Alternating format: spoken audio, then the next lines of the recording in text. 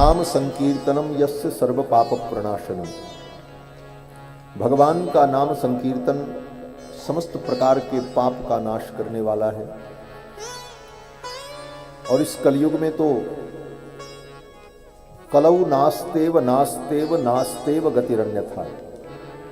इस कलयुग में भगवान का नाम छोड़ करके कोई दूसरी गति नहीं। साधनों का शास्त्र में बहुत वर्णन है, परंतु सब साधन सबके द्वारा हो नहीं सकता और सभी साधनों के सभी अधिकारी नहीं। ऐसी परिस्थिति में कलयुग में भगवान के नाम की महिमा है। यद्यपि भगवान के नाम की महिमा सभी युगों में, सतयुग में प्रहलाद जी ने नाम जप करके ही बड़े बड़े दुख को पार किया। भगवान के नाम जप से ही सतयुग में प्रहलाद जी के ऊपर भगवान की कृपा भई। गोस्वामी जी महाराज कहते हैं, नाम जपत प्रभु कीन प्रसादु, भगत शिरोमणि भे प्रहलादु। सतयुग में ध्रुव जी ने भी भगवान के नाम को जपकर कल्याण को प्राप्त किया। ध्रुव सगलानि जप्यों हरिनाऊ, पायों अचल अनुपम ठाऊं। अजामिल गणिका जैसे दीनहीन भी भगवान के नाम का आश्रय लेकर के परम पवित्र हो गए, धन्य हो गए। अपुत अजामिल गज गणिकाऊ, मुकुट भये हरिनाम प्रभाऊ। भगवान के नाम के प्रभाव से इन्हें भी मुक्ति की प्राप्ति हुई। भगवान का नाम पात्र का विचार नहीं करता। भगवान तो पात्र का विचार करते हैं। यद्यपि भगवान और भगवान के नाम में कोई अंतर नहीं है। भगवान का नाम भी भगवान ही है।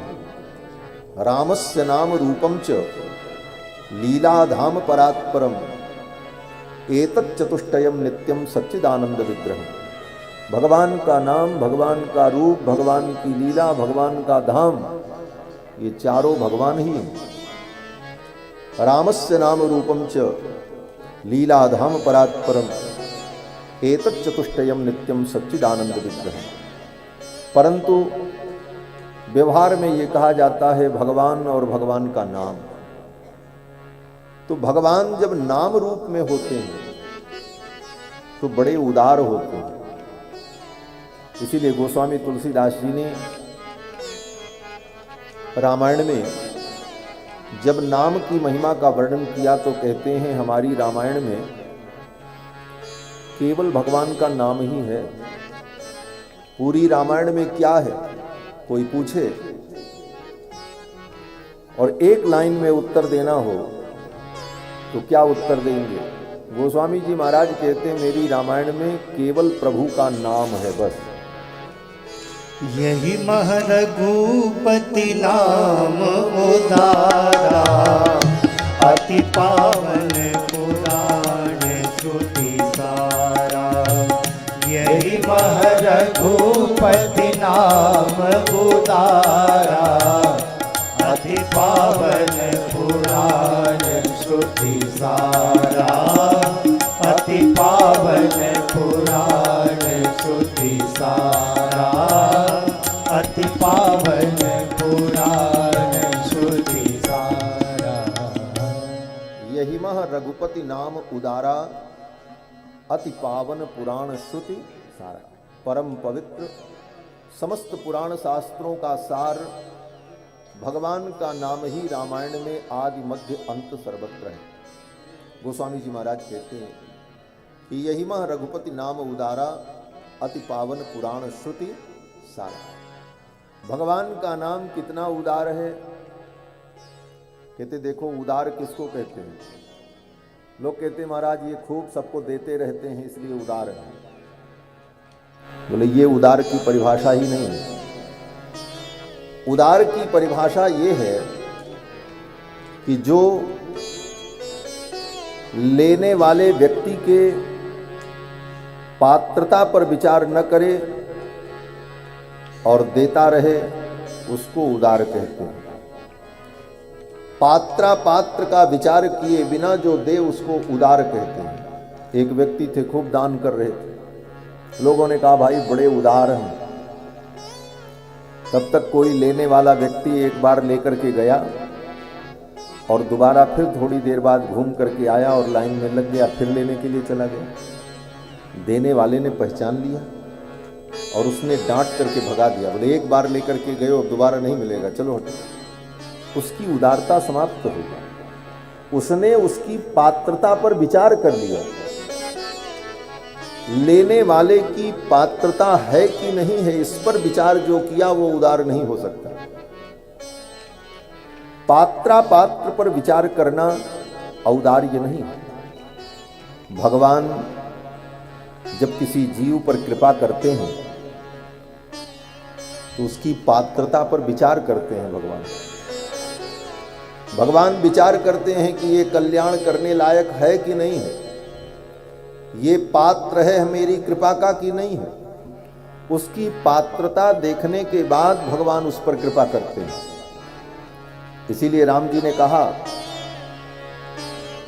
एक बार प्रपन्न होकर जो व्यक्ति मेरी शरण में आ जाता है और मुझसे कहता है कि तवास्मि, हे प्रभु मैं आपका हूं, तब मैं उसको अभय दे देता हूं। अभयम सर्वभूतेभ्यो ददाम्येतत् व्रतम मम। तो भगवान पात्रता पर विचार करते हैं। क्या पात्रता हो? बोले एक बार प्रपन्न होकर हे प्रभु मैं आपका हूं ऐसा आकर के कहे, तब भगवान उसको अभय देंगे। भगवान ने पात्रता पर विचार किया, लेकिन भगवान का नाम, बोले भगवान का नाम पात्रता पर विचार नहीं करता। भगवान का नाम कोई भी ले, चाहे वो पापी हो, चाहे पुण्यात्मा हो, चाहे दुष्ट हो, चाहे नीच हो, कैसा भी व्यक्ति हो, भगवान का नाम अगर ले तो भगवान का नाम उसका कल्याण कर देता है। इसलिए नाम परम उदार है। इसीलिए गोस्वामी जी कहते हैं, यही मह रघुपति नाम उदारा। भगवान का नाम इतना उदार है कि वो पात्रा पात्र का विचार नहीं करता, चाहे पापी हो चाहे पुण्यात्मा हो। और तो और उल्टा नाम ले चाहे सीधा नाम ले, नाम इस पर भी विचार नहीं करता, नाम उसका कल्याण कर देता। वाल्मीकि जी ने उल्टा ही नाम लिया, राम के जगह पर कहा मरा मरा। उल्टा नाम जपत जग जाना, उल्टा नाम जपत जग जाना। वाल्मीकि भय ब्रह्म समाना, वाल्मीकि भय ब्रह्म समाना, वाल्मीकि भय ब्रह्म समाना। उल्टा भी जपो तो नाम इतना उदार है कि नाम उसका कल्याण कर देता है। राम बिहाय मरा जपते बिगड़ी सुधरी कवि कोकिल हो। राम के जगह पर मरा मरा जपने से भी कवि कोकिल वाल्मीकि जी की बिगड़ी सुधर गई। भगवान का नाम जीव के लिए परम कल्याणप्रद है और नाम का जितना प्रचार हो उतना ही अच्छा है। ये सब बातें मैं इसलिए कह रहा हूं कि आपके भाग्यनगर हैदराबाद के श्री सुरेश शर्मा जी ने राम नाम के प्रचार का जो बीड़ा उठाया है और घर घर में राम नाम जप, राम नाम लेखन और राम का चरित्र, राम जी की कथा और रामायण के विभिन्न कांडों को हल्के प्रिंट में छापकर लोगों के घर में देना कि इसके ऊपर आप कलम से लिखो, तो रामायण लिखने का अभ्यास विविध प्रकार से भगवान श्री राम के चरित्र से, राम जी की महिमा से लोगों को जोड़ने का जो प्रयत्न श्री सुरेश शर्मा जी कर रहे हैं, आज उन्होंने हमारे यजमान को सम्मानित किया और उन्हें राम जी का चित्रपट दिया। इसलिए ये सारी बात मुझे स्मरण हुई और ये बड़ा ही पुनीत कार्य है। घर घर में राम जी की प्रतिष्ठा हो, यही राम जी की सबसे बड़ी सेवा है। एक जगह राम जी का मंदिर बना करके हम उसकी आरती उतारें, वो उतना महत्वपूर्ण नहीं है। घर घर में व्यक्ति व्यक्ति के हृदय में राम जी का मंदिर बन जाए, यही राम मंदिर का सबसे बड़ा निर्माण है। और राम नाम, हम तो अपने राम जी के विषय में अब क्या कहें, कथा तो भागवत जी की सुनानी है, लेकिन हम अपना लोभ संवरण कर नहीं पाते और राम जी की बात आ ही जाती है। और आए क्यों ना, बोले राम जी के बिना तो कुछ हो ही नहीं सकता। कोई जन्म ले तो उसके घर में राम जी के जन्म के गीत गाए जाते हैं। क्यों? बोले राम जी के जन्म में ही गीत गाया गया। कृष्ण भगवान का जब जन्म हुआ तो वहाँ कौन गीत गाने वाला था? वहाँ तो सब रो रहे थे। किसी के घर में ब्याह हो तो राम जी के ब्याह के ही गीत गाए जाते हैं, क्योंकि राम जी के ब्याह में ही गीत गाए गए। कृष्ण भगवान के ब्याह में तो सब रोने वाले थे, किसी की खोपड़ी फूट रही थी, किसी का सिर टूट रहा था। आज प्रसंग आएगा रुक्मिणी जी के विवाह का, रुक्मिणी हरण का प्रसंग आएगा। किसी के जीवन में कोई दुख और विपत्ति आए तो व्यक्ति को सबसे पहले राम जी का नाम याद आता है। अरे राम रे राम, ऐसा हो गया, अरे राम रे राम, यही शब्द निकलता है। और किसी को हम प्रणाम करते हैं, अभिवादन करते हैं, तो उस अभिवादन में भी एक दूसरे से क्या कहते हैं? बोले भैया राम राम, राम राम जी, यही बोलते। और तो और वृंदावन के कन्हैया कृष्ण भी जब अपने सखाओं के बीच में जाते हैं तो भगवान कृष्ण श्री दामा से कहते हैं, श्री दामा भैया राम राम। तो श्री दामा कहता, हाँ कन्हैया राम राम। ये राम जी की महिमा। राम नाम अद्भुत धन है। इस धन का संचय अपने जीवन में करो, बाकी जितना धन बटोरोगे वो सब धन यहीं रह जाएगा।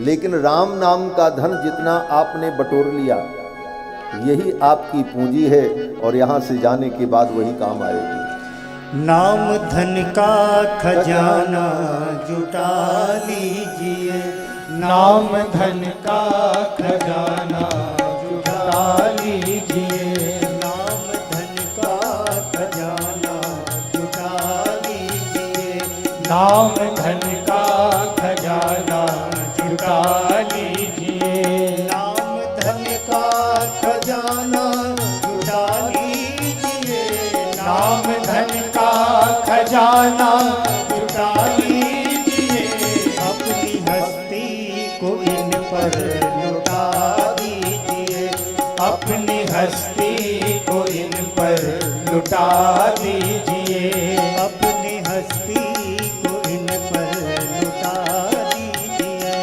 अपनी हस्ती को इन पर लुटा दीजिए, नाम धन का खजाना जुटा लीजिए, नाम धन का खजाना जुटा लीजिए। दुनिया भर को रिझाता रहा उम्र भर, दुनिया भर को रिझाता रहा उम्र भर, दुनिया भर को रिझाता रहा उम्र भर, दुनिया भर को रिझाता रहा उम्र भर, श्याम सुंदर को अब तो रिझा लीजिए, श्याम सुंदर को अब तो रिझा लीजिए, श्याम सुंदर को अब तो रिझा लीजिए, श्याम सुंदर को अब तो रिझा लीजिए, नाम धन का खजाना जुटा लीजिए, नाम धन का खजाना जुटा लीजिए, ओ नाम धन का खजाना जुटा लीजिए, नाम धन का खजाना जुटा लीजिए, पार हो जाएगा भव से ये जान ले, पार हो जाएगा भव से ये जान ले, पार हो जाएगा भव से ये जान ले, पार हो जाएगा भव से ये जान ले, दिल में राघव को अपने बिठा लीजिए,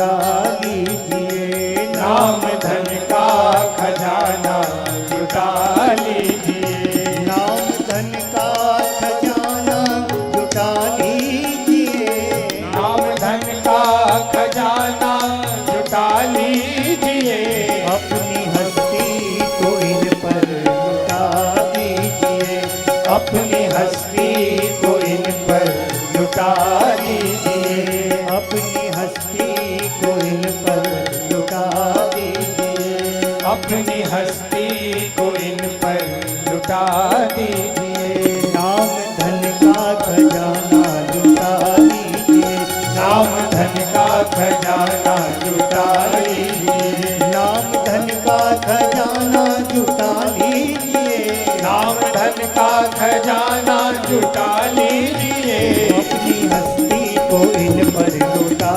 दीजिए, अपनी हस्ती को इन पर लुटा दीजिए, वो अपनी हस्ती को इन पर लुटा दीजिए, अपनी हस्ती को इन पर लुटा दीजिए, नाम धन का खजाना जुटा लीजिए, नाम धन का खजाना जुटा लीजिए, हाँ जुटा लीजिए, हाँ जुटा लीजिए।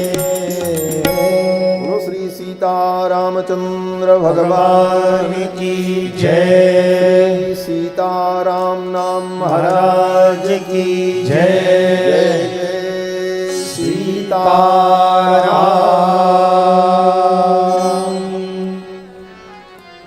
राम धन का खजाना जुटा लीजिए। खजाना, ये खजाना कैसे जुटाया जाता है? बोले दो खजाना होता है। जो रुपया पैसा है उसको ऐसे बताया जाता है। इशारा जब करते हैं तो इसका मतलब क्या होता है? आप जानते होंगे, इसका मतलब रुपया। तो जो उधर चला जाए वो तो रुपया, और जो इधर आ जाए वो नाम धन का खजाना। जब अपनी तरफ ये नाम धन का खजाना, तो नाम धन का खजाना जुटा लीजिए और यही खजाना काम आएगा। श्रीमद् भागवत महापुराण की पावन चर्चा हम सभी लोग श्रवण कर रहे हैं। कल की कथा में आप सभी लोगों ने श्रवण किया, भगवान ने देवराज इंद्र की पूजा का निषेध किया और गिरि गोवर्धन की पूजा कराई। गोप ग्वाल बालों ने बड़े ही उत्साह से गिरिराज गोवर्धन का पूजन किया। ये गिरिराज गोवर्धन स्वयं भगवान श्री कृष्ण है। जब गोप ग्वाल बाल गिरिराज गोवर्धन की पूजा करने लगे तो एक रूप से भगवान श्री कृष्ण गोप ग्वाल बालों के बीच में थे और एक रूप से भगवान पर्वत के ऊपर प्रकट हुए। एक रूप से भगवान पूजा ग्रहण कर रहे थे और एक रूप से भगवान पूजा कर रहे थे सखाओं के साथ। मनसुखा ने देखा और गिरिराज महाराज को देखा और फिर कन्हैया को ऊपर से नीचे देखा। कन्हैया ने कहा, भैया तू बार बार मुझे क्यों देख रहा है? तो मनसुखा ने कहा, कन्हैया मैं ये देख रहा हूं, तू यहां है कि वहां है? ठाकुर जी ने कहा, हम तो तुम्हारे पास हैं। मनसुखा ने कहा, भैया ये तुम्हारा देवता भी तुम्हारे ही जैसा है, तुम्हारे जैसी आंख, तुम्हारे जैसी नाक, तुम्हारे जैसा मुखमंडल। अंतर केवल इतना है कि तुम्हारी 2 भुजाएं हैं और उसकी 4 भुजाएं हैं।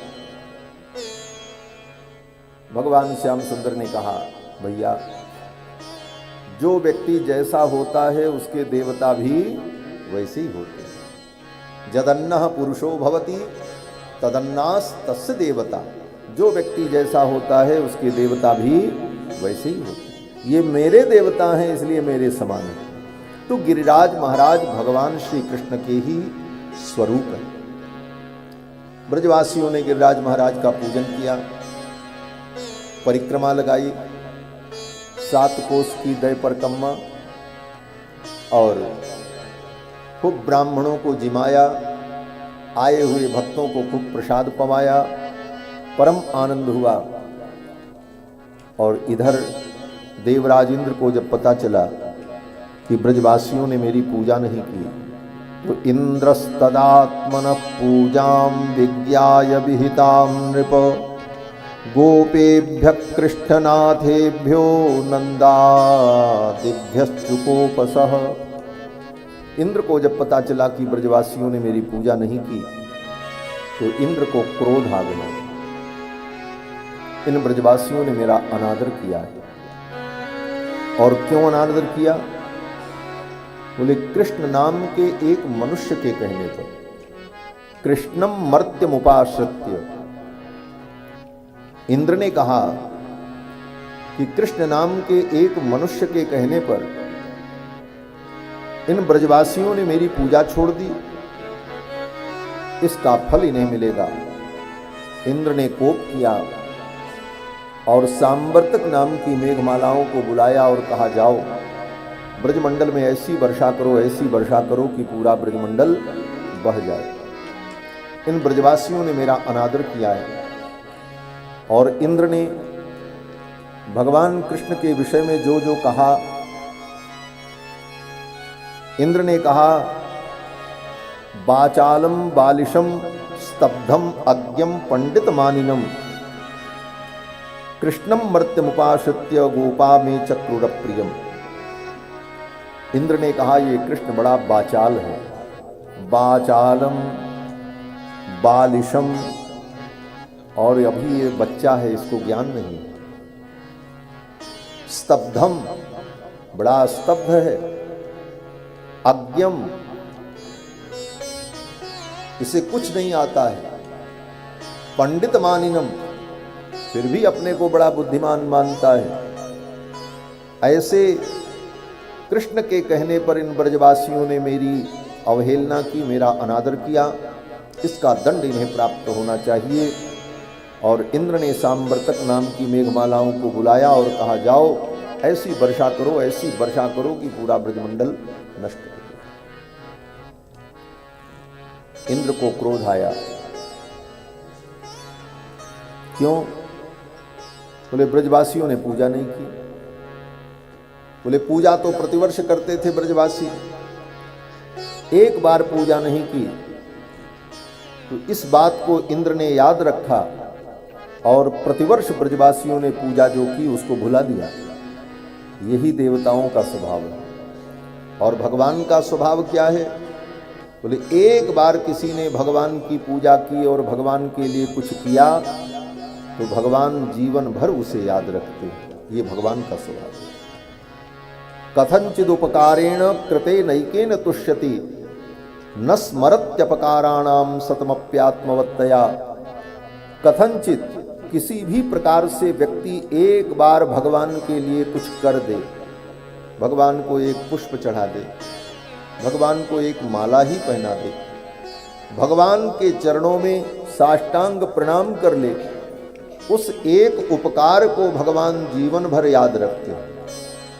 ये महर्षि वाल्मीकि लिखते हैं रामायण में कि न स्मरत्यपकाराणाम शतमप्यात्मवत्तया। एक बार किए गए उस उपकार को भगवान सदा याद रखते हैं, कभी नहीं भूलते। बोले महाराज एक बार किसी ने भगवान का उपकार कर दिया, भगवान के लिए कुछ किया, लेकिन बाद में अगर उसने भगवान के साथ अनुचित व्यवहार किया, अपकार किया, तब तो वाल्मीकि जी कहते हैं बाद में वो अपकार भी करे तो भगवान उसके अपकार को याद नहीं रखते, उसके उपकार को ही भगवान याद रखते। कितनी महानता! ये महर्षि वाल्मीकि की वाणी है। वाल्मीकि जी कहते हैं न स्मरत्यपकाराणाम, बाद में वो कितना भी अपकार क्यों न करे लेकिन भगवान उसे स्मरण नहीं रखते। उसने उपकार किया है, इसे भगवान याद रखते। रहत न प्रभु चित चूक किए की करत सुरत सैबार ही। इसने चूक क्या की है ये भगवान याद नहीं रखते, इसने अच्छा क्या किया है ये भगवान याद रखते। ये भगवान का स्वभाव है। और देवताओं का स्वभाव क्या है? बोले अच्छा कितना किया उसको भुला दिया, और इसने मेरी पूजा नहीं की ये याद रखा इंद्र ने। यही अंतर है भगवान में और देवताओं ने। इंद्र को क्रोध आया। इंद्र ने कहा, जाओ जाकर के ब्रजमंडल को नष्ट करो। साम्वर्तक नाम की मेघमालाएं आ गईं, चारों तरफ से अंधकार छा गया। देखते देखते वर्षा प्रारंभ हो गई। हाथी के सूंड के समान मोटी जलधारा गिरने लगी। अब तो सभी गोप ग्वाल बाल व्याकुल होकर के इधर उधर भागने लगे, और इतनी मोटी जलधारा कि किसी बच्चे के सिर पर पड़े तो बच्चे का सिर फट जाए। तो गोपियों ने क्या किया, बोले अपने बच्चों के प्राण की रक्षा के लिए उन बच्चों को अपने हृदय से लगाकर और अपनी पीठ के ऊपर उस जलधारा को सहन करते हुए छिपा करके बैठी थी कि अपने बच्चों को हम बचा लें। सुखदेव जी वर्णन करते हैं, शिरः सुताश्च कायेन प्रच्छाद्यासार पीड़िता। अपने बच्चों के सिर को अपने पेट में छिपाकर किसी प्रकार उन गोपियों ने अपने बच्चों के प्राण की रक्षा का प्रयत्न किया, और सभी गोप ग्वाल बाल व्याकुल होकर भगवान के पास गए और जाकर के भगवान से कहा कि कृष्ण कृष्ण महाभाग त्वन्नाथम गोकुलम प्रभो। हे कृष्ण, तुम ही हमारे नाथ हो। कृष्ण कृष्ण महाभाग त्वन्नाथम गोकुलम प्रभो। गोकुल के आप ही नाथ हो, हमारे नाथ हो, हमारे प्रभु हो। त्रातुमर्हसि देवान्न कुपितात् भक्तवत्सल। हे भक्तवत्सल, आज इंद्र के कोप से हमें बचा लो। गोप ग्वाल वालों ने भगवान की शरणागति की। यही शरणागति है, अपनी रक्षा के लिए एकमात्र भगवान के चरणों में प्रार्थना करना, इसी का नाम शरणागति है। आनुकूल्यस्य संकल्पः प्रातिकूल्यस्य वर्जनम रक्षिष्यतीति विश्वासो गोप्तृत्व वर्णम तथा। भगवान के अनुकूल संकल्प करना और जो भगवान के प्रतिकूल हो उस संकल्प का त्याग करना। रक्षिष्यतीति विश्वासो, भगवान हमारी रक्षा करेंगे ये दृढ़ विश्वास होना। गोप्तृत्व वर्णम तथा, और रक्षक के रूप में भगवान का ही वर्ण करना और किसी दूसरे का वर्ण नहीं करना। गोप ग्वाल बाल किसी दूसरे की शरण में नहीं गए। गोप ग्वाल बालों ने इंद्र से प्रार्थना नहीं की, है इंद्र हमको क्षमा कर दो, हम आपकी शरणागति कर रहे हैं, हमको छोड़ दो, दया करो। ना ना, भगवान की शरण में गए।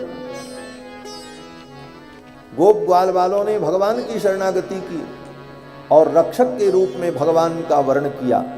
रक्षिष्यतीति विश्वासो गोप्तृत्व वर्णम तथा आत्मनिक्षेप। शरणागति का एक लक्षण है आत्मनिक्षेप। आत्मनिक्षेप का मतलब अपने आप को भगवान के भरोसे छोड़ देना, इसका नाम आत्मनिक्षेप है। गोप ग्वाल बालों ने जाकर के भगवान के चरणों में प्रणाम किया और अपने आप को भगवान के भरोसे छोड़ दिया। बोले कन्हैया अब तुम जानो, अब जो होना हो। आत्मनिक्षेप। और छठा लक्षण है कार्पण्यम। आत्मनिक्षेप कार्पण्ये षड्विधा शरणागति। अपने आप को भगवान के चरणों में छोड़ देना, भगवान के भरोसे निश्चिंत हो जाना और दैन्य भाव से, विनम्रता के भाव से रहना, इसी का नाम शरणागति है। इसी शरणागति का उपदेश भगवान श्री रामानुजाचार्य ने सभी प्राणियों को दिया है। अब तो सभी गोप ग्वाल बालों ने भगवान के चरणों में जब प्रार्थना की तो भगवान ने कहा चिंता मत करो, तुम सब हमारी शरण में हो, मैं तुम्हारी रक्षा करूंगा। गोपाये स्वात्म योगेन सोयम में व्रत आहित।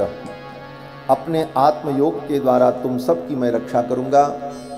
आज मेरे व्रत के पालन का समय आ गया। भगवान भी व्रत करते हैं। भगवान का व्रत क्या है? बोले अपने भक्तों की रक्षा का व्रत भगवान ने ले रखा है। यही भगवान का सबसे बड़ा व्रत है। व्रत माने नियम। तो भगवान का यही व्रत है, अपने भक्तों की रक्षा करना। भगवान कहते हैं आज मेरे व्रत के पालन का समय आ गया है और अपने आत्मयोग के द्वारा तुम सब की मैं रक्षा करूंगा। भगवान ने कहा सब आओ, इस पर्वत को ही मैं उठाता हूं छत्र के समान और इसी की छाया में तुम सब आ जाओ। ये कहते हुए भगवान ने इत्तुत्वैकेन हस्तेन कृत्वा गोवर्धनाचलम दधार लीलया कृष्णश्छत्राकमिव बालक। 7 कोस लंबे चौड़े गोवर्धन पर्वत को लीला पूर्वक भगवान ने अपने बाएं हाथ की कनिष्ठिका उंगली पर उठा लिया। 7 कोस लंबे चौड़े पर्वत को भगवान ने लीला पूर्वक अपनी कनिष्ठिका उंगली पर उठा लिया, छत्र के समान। अब तो इस दृश्य को देखकर सभी गोप ग्वाल बाल जय जयकार करने लगे।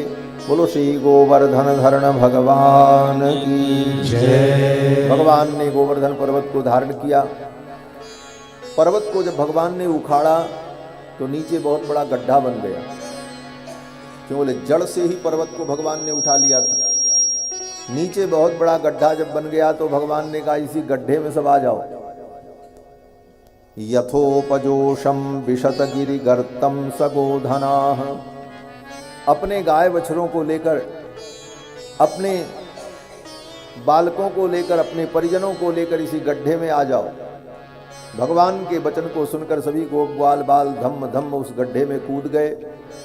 अपने गाय बछड़ों को भी उस गड्ढे में उतार दिया और भगवान पर्वत लिए खड़े हैं। मैया यशोदा ने देखा, अरे इतने बड़े पर्वत को मेरे लाला ने अपनी कनिष्ठिका उंगली पर उठा रखा है। मेरे लाला की कलाई तो बड़ी कोमल है और इस पर्वत में बहुत भार है। कहीं इस पर्वत के भार से मेरे लाला की कलाई मुरक न जाए। तो मैया यशोदा ने कहा, अरे गोप ग्वाल बालों, सबरे मिल करके मेरे लाला का सहयोग करो। इतने बड़े पर्वत को मेरे कन्हैया ने अकेले उठा रखा है। नख पर गिरवर लीनो धार कन्हैया मेरो बारो। नख पर गिरवर लीनो धार कन्हैया मेरो बारो। कन्हैया मेरो बारो, कन्हैया मेरो बारो, कन्हैया मेरो बारो, कन्हैया मेरो बारो। नख पर गिरवर लीनो धार कन्हैया मेरो बारो। नख पर गिरवर लीनो धार कन्हैया मेरो बारो। जो कहे यशोदा मैया नित जोर लगाओ मेरे भैया। जो कहे यशोदा मैया नित जोर लगाओ मेरे भैया। गिरिवर में, गिरिवर में, गिरिवर में बोझ अपार कन्हैया मेरो बारो। गिरवर में बोझ अपार कन्हैया मेरो बारो। नख पर गिरवर लीनो धार कन्हैया मेरो बारो। नख पर गिरवर लीनो धार कन्हैया मेरो बारो। लाला की नरम कन्हैया कहीं मुरक न जाय कि भैया। लाला की नरम कलैया कहीं मुरक न जाए कि भैया। लाला की नरम कन्हैया कहीं मुरक न जाय कि भैया। लाला की नरम कलैया कहीं मुरक न जाए कि भैया। कैसे झेले इतनो भार कन्हैया मेरो बारो। कैसे झेले इतनो भार कन्हैया मेरो बारो। नख पर गिरवर लीनो धार कन्हैया मेरो बारो। नख पर गिरवर लीनो धार कन्हैया मेरो बारो। बारो। जब कोप इंद्र ने कीनो रज गोवर्धन कर लीनो। जब कोप इंद्र ने कीनो ब्रज गोवर्धन तर लीनो। जब कोप इंद्र ने कीनो रज गोवर्धन कर लीनो। जब कोप इंद्र ने कीनो ब्रज गोवर्धन तर लीनो। बादल बरस बरस गए हारे कन्हैया मेरो बाल। बादल बरस बरस गए हार कन्हैया मेरो बारो। नख पर गिरवर लीनो धारे कन्हैया मेरो बारो। नख पर गिरवर लीनो धार कन्हैया मेरो बारो। यो कहे पूछरी बारो लठिया को दियो सहारो। जो कहे पूछरी वारो लठिया को दियो सहारो। यो कहे पूछरी बारो लठिया को दियो सहारो। जो कहे पूछरी वारो लठिया को दियो सहारो। हे मन भजले कृष्ण मुरारे कन्हैया मेरो बार।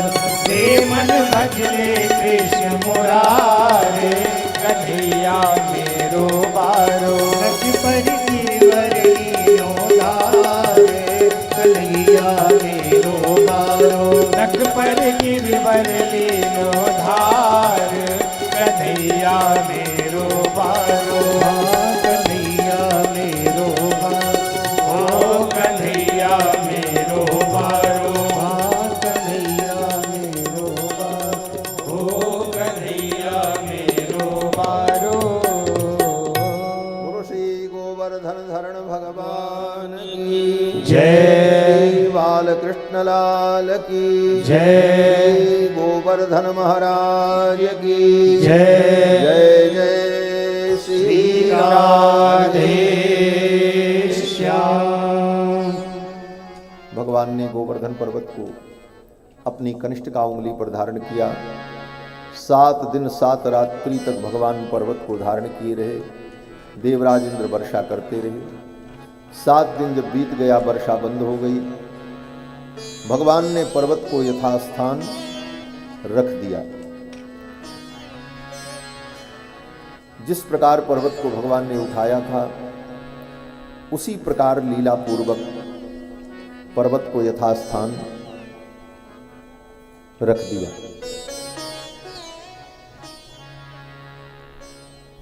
फिर तो देवराज इंद्र ने सोचा अब तो ब्रजमंडल नष्ट हो गया होगा, चलो देखते।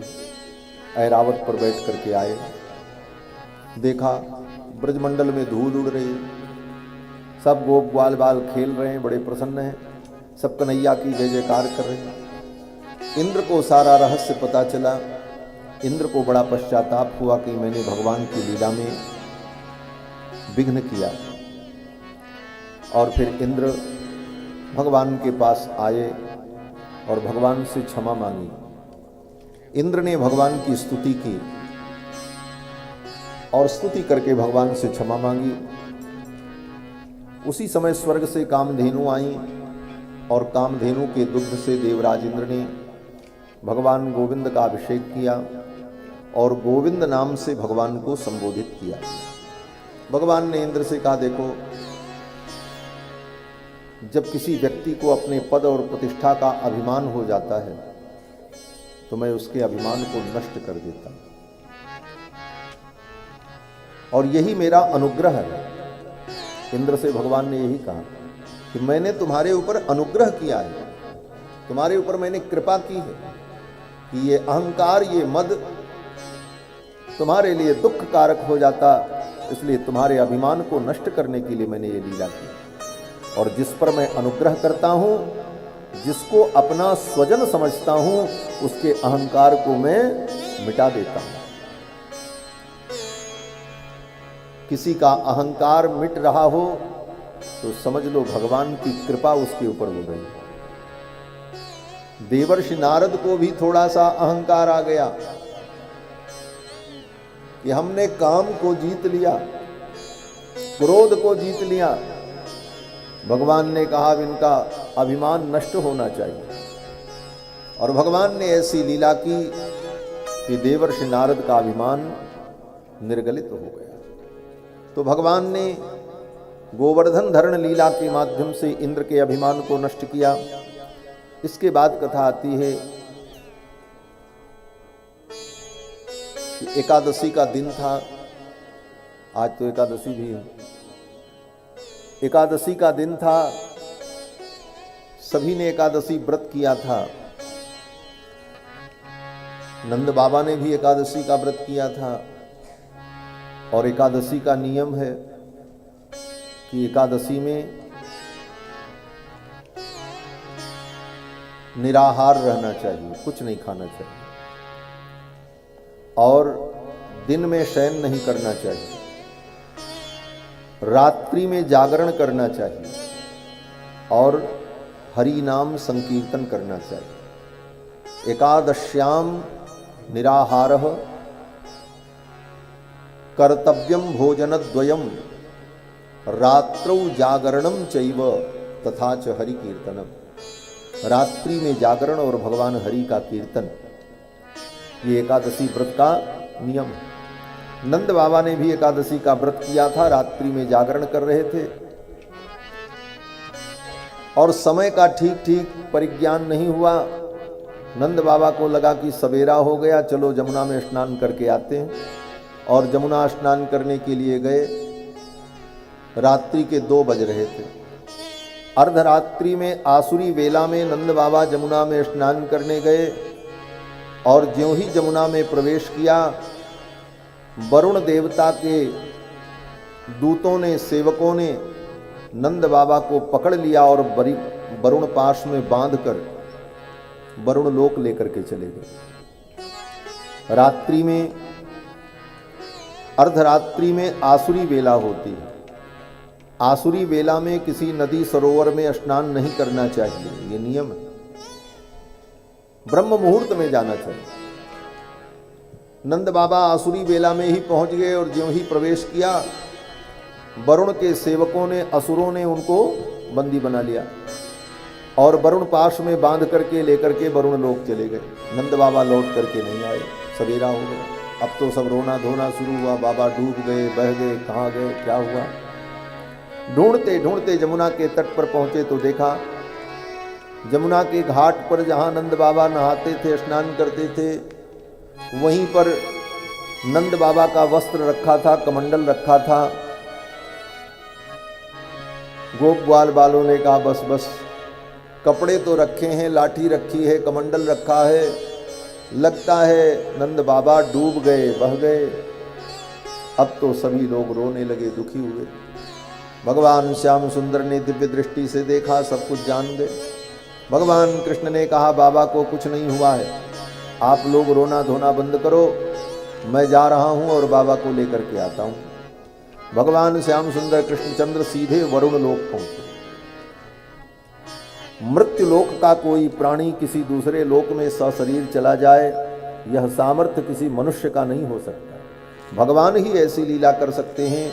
भगवान सीधे वरुण लोक पहुंच गए। वरुण देवता ने भगवान को आते देखा, पहचान लिया, अरे तो ये साक्षात नारायण हैं, श्री हरि हैं। वरुण देवता दौड़े और दौड़ करके भगवान के चरणों में साष्टांग प्रणाम किया। नमस्तुभ्यं भगवते ब्रह्मणे परमात्मने। हे भगवान, आपके चरणों में मैं प्रणाम करता हूँ। न यत्र श्रूयते माया लोक सृष्टि विकल्पना। हे भगवान, आप मायातीत हैं, आप त्रिभुवन के स्वामी हैं। ये सब कहकर वरुण देवता ने भगवान की स्तुति की, और स्तुति करते हुए वरुण देवता ने कहा, महाराज मेरे सेवक बड़े मूढ़ हैं, मेरे सेवकों को समझ में नहीं आया, और मेरे सेवकों ने आपके बाबा को पकड़ लिया। बहुत बड़ी गलती इन्होंने की, हम क्षमा मांगते हैं। अजानता मामकेन मूढ़ेन कार्यवेदिना आनीतोऽयं तव पिता तद्भवान् क्षन्तुमर्हति। हे भगवान, आपके पिता को ये पकड़ करके ले आए, मैं क्षमा मांगता हूँ। तद भगवान क्षन्तुमर्हति।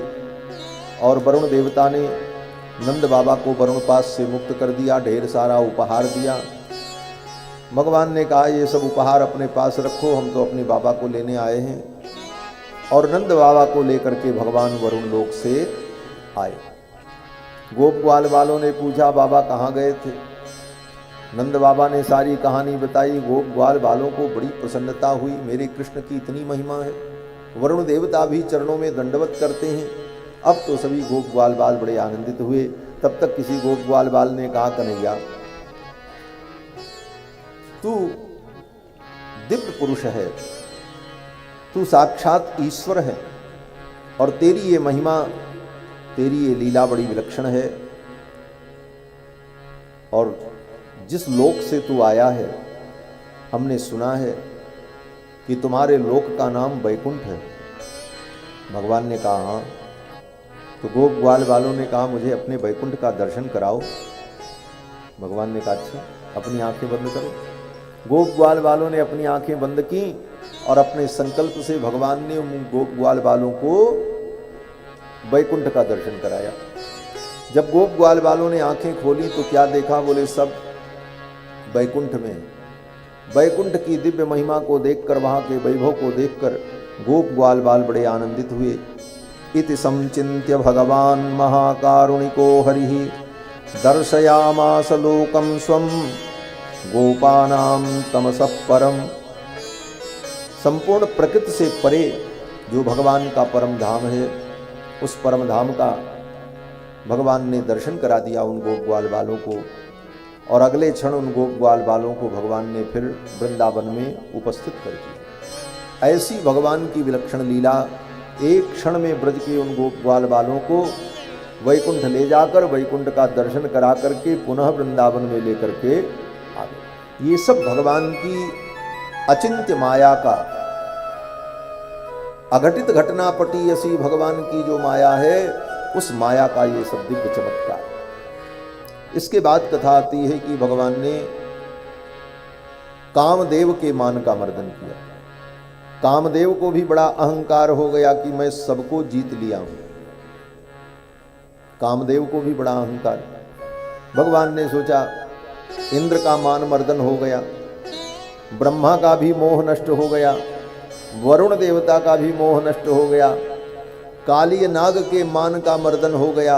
अब कौन बचा है, बोले अब कामदेव बचा है। कामदेव के भी मान का मर्दन होना चाहिए। कामदेव के मान का मर्दन करने के लिए भगवान ने रास लीला की। ये रास लीला क्या है, बोले काम विजय लीला है। कामदेव को भी बड़ा अहंकार हो गया कि मैंने सबको जीत लिया। और सच में भगवान शंकर की तपस्या को भंग करने के लिए जब कामदेव ने अपना उग्र रूप प्रकट किया था तो चराचर के सभी प्राणी काम के परवश हो गए। गोस्वामी तुलसीदास जी महाराज वर्णन करते हैं कि भय काम बस जोगी सतापस, बड़े बड़े जोगी तपस्वी भी काम के परवश हो गए। भय काम बस जोगी सतापस, पामरन की को कहे। जो पामर प्राणी हैं उनकी क्या बात है, बड़े बड़े जोगी महात्मा भी काम के परवश हो गए। देख ही चराचर नारीमय, जे ब्रह्ममय देखत रहे। जिनको सारी दुनिया ब्रह्ममय दिखाई पड़ती थी, सर्वम विष्णुमयम जगत, जिनको कण कण में भगवान दिखाई पड़ते थे, काम के प्रभाव से ऐसे ऋषि मुनि महात्माओं को सारा संसार स्त्री के रूप में दिखाई पड़ने लगा। देख ही चराचर नारीमय, जे ब्रह्ममय देखत रहे। अबला बिलोक ही पुरुष जग, संपूर्ण संसार में स्त्रियों को सारा संसार पुरुष के रूप में दिखाई पड़ने लगा और पुरुषों को सारी दुनिया स्त्री के रूप में दिखाई पड़ने लगी। अबला बिलोक ही पुरुष जग, पुरुष सब अबलामयम, दुई दंड भरी ब्रह्मांड भीतर काम कृत कौतुक अयम। दो दंड के अंदर पूरे ब्रह्मांड में ऐसा काम का तांडव प्रकट हुआ महाराज। भय काम बस जोगी तापस पावन की वो कहे।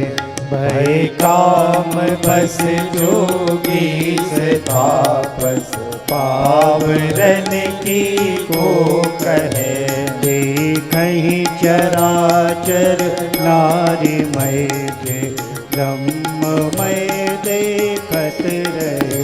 देखहि चराचर नारी मय जे ब्रह्ममय देखत रहे।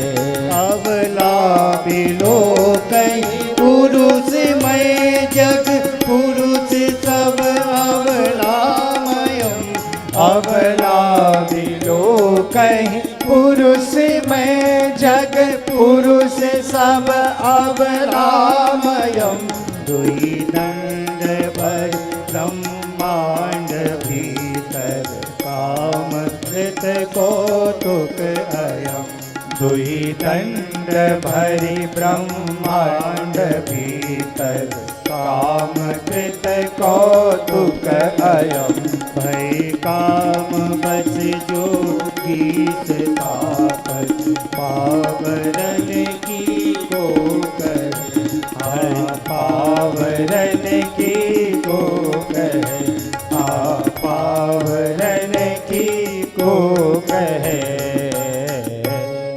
काम का ऐसा अकांड तांडव हुआ पूरे ब्रह्मांड में, सबकी ये स्थिति हो गई। लेकिन उस स्थिति में भी जो भगवान की कृपा के पात्र थे वो बच गए। ऐसा नहीं था कि सब काम के परवश हो गए। जिन पर भगवान की कृपा थी वो बच गए। धरे न काहू धीर सबके मन मनसिज हरे। जे राखे रघुवीर ते उबरे तेहि कालम। जिनको रघुनाथ जी ने बचाया वो बच गए। ये कितना सुंदर संकेत है रामायण का कि काम क्रोध लोभ मोह ये जो विकार है, इन विकारों पर तुम अपने विवेक और बुद्धि से विजय प्राप्त नहीं कर सकते। अगर काम क्रोध लोभ मोह को तुमने जीता तो अहंकार मत करो, भगवान की कृपा से तुमने उसे जीता है। भगवान की कृपा के बिना नहीं जीता जा सकता। जे राखे रघुवीर ते उबरे तेहि काल में। काम के इस अकांड तांडव से कामदेव को बड़ा गर्व हो गया कि मैंने तो सबको जीत लिया। बड़े बड़े ऋषि मुनि महात्मा भी काम के परवश हो गए। इठला कर जा रहा था कामदेव, भगवान मिल गए। भगवान ने कहा, कहो कंदर्प कहाँ जा रहे हो? कामदेव ने कहा, कोई हमसे लड़ने वाला नहीं मिलता, सब हमसे हार गए। भगवान ने कहा, अच्छा। भगवान ने कहा, आओ हमारा तुम्हारा द्वंद्व युद्ध हो जाए, फिर तुम्हें पता चलेगा। कामदेव ने कहा, तिथि निर्धारित कर दीजिए। भगवान ने कहा, शरद पूर्णिमा की रात्रि को जमुना के तट पर वंशी बट पर हजारों हजारों गोपियों के मध्य में मैं अकेला पुरुष रहूंगा। तुम अपनी पूरी तैयारी से आ जाना और तब हमारा तुम्हारा युद्ध होगा। तब निर्णय होगा कि तुम विश्व विजयी हो कि नहीं हो। कामदेव ने कहा, ठीक। भगवान ने कहा, अपनी पूरी तैयारी से तुम आ जाना। क्यों? बोले, युद्ध दो प्रकार का होता है, एक किलेबंद का युद्ध और एक मैदाने जंग। भगवान ने कहा, तुम किलेबंद का युद्ध करना, तुम अपने किला की तैयारी कर लेना, चारों तरफ से अपनी सुरक्षा की तुम व्यवस्था कर लेना। लेकिन मैं तो मैदाने जंग करूंगा, मैं खुले मैदान में रहूंगा, कोई अपनी रक्षा का उपाय नहीं करूंगा और तुम अपने सारे साधन उपाय करके आना, हमारा तुम्हारा ये युद्ध होगा। तो शरद पूर्णिमा की रात्रि में भगवान ने जो रास लीला की, वो काम के अभिमान को, काम के मान को समाप्त करने के लिए लीला की। रास लीला कोई काम लीला नहीं। आजकल के मूर्ख प्राणी जिनको भागवत की एक पंक्ति का भी ज्ञान नहीं, कभी भागवत सुना नहीं, वो भी अपने कुत्सित प्रेम को, अपनी कुत्सित भोग वासना को भगवान गोविंद की लीला से जोड़ करके वर्णन करते हैं। अरे भगवान कृष्ण ने तो रासलीला की थी। कृष्ण की रासलीला क्या है? कृष्ण की रासलीला कोई भोग लीला नहीं है, अपितु कृष्ण की रासलीला योग लीला है। इस योग लीला में उन पवित्र आत्माओं का भगवान कृष्ण से योग होता है, मिलन होता है। और इस लीला में कहीं भी काम का कोई औचित्य ही नहीं। भगवान ने लीला का उपक्रम किया, योग माया को आदेश दिया, मेरी इस लीला के लिए तुम सब कुछ प्रकट करो। भगवान की योग माया ने सारा वातावरण उपस्थित कर दिया। भगवान पिता रात्रि ही शरदोत्फुल्ल मल्लिका वीक्षरंतुम मनश्चक्रे योग माया उपाश्रिता। अपनी योग माया का आश्रय लेकर भगवान ने रासलीला करने का विचार किया। योग माया ने सारे उपकरण उपस्थित कर दिए। आकाश में पूर्ण चंद्रमा का प्राकट्य हुआ। चंद्रमा की किरणें पृथ्वी को आह्लादित करने लगे। जमुना का पुलिन परम रम्य और दिव्य हो गया। जमुना का कलकल प्रवाह निर्मल जल मानो मधुर संगीत प्रकट करने लगा। कमल पुष्प पर भंवरे गुंजार करने लगे। सुंदर सुगंधित वायु प्रवाहित होने लगी। यत्र तत्र मल्लिका के पुष्प विकसित हो गए। सुखदेव जी महाराज कहते हैं, भगवान पिता रात्रि ही शरदोत्फुल्ल मल्लिका। मल्लिका के पुष्प विकसित हो गए और मल्लिका की सुगंध सर्वत्र वातावरण को मधुमय आनंदमय बनाने लगी। और उस क्षण में भगवान ने शरद पूर्णिमा की रात्रि में अपने अधर पर बंशी रखी और भगवान ने बंशी बजाई। और उस बंशी में सुंदर गीत गाया। निशम्य गीतम तदनंग वर्धनम ब्रज स्त्रियः कृष्ण गृहीत मानसा आजग्मुरन्योन्यमलक्षितोद्यमाः सयत्र कांतो जवनूलकुंडला। भगवान ने जब बंशी बजाई तो बंशी में गीत गुनगुनाया और उस गीत को सुनकर ब्रज की गोपांगनाएं अपने अपने घर के कार्य को छोड़ करके दौड़ पड़ी। एक बात और, भगवान जब बंशी बजाते तो सभी सुनते थे। पशु पक्षी भी भगवान की बंशी की ध्वनि को सुनते, गोप ग्वाल बाल भी सुनते।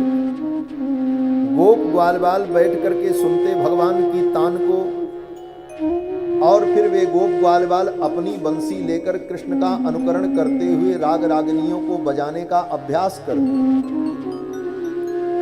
और वो अभ्यास सफल न होता तो कृष्ण के पास बैठ करके कहते, कन्हैया ये तान मुझे भी सिखा दो, ये राग मुझे भी बताओ, मैं कैसे बजाऊं। तो भगवान की वंशी की ध्वनि को सब सुनते, यहां तक कि पशु पक्षी भी सुनते। फिर ऐसी चला दिए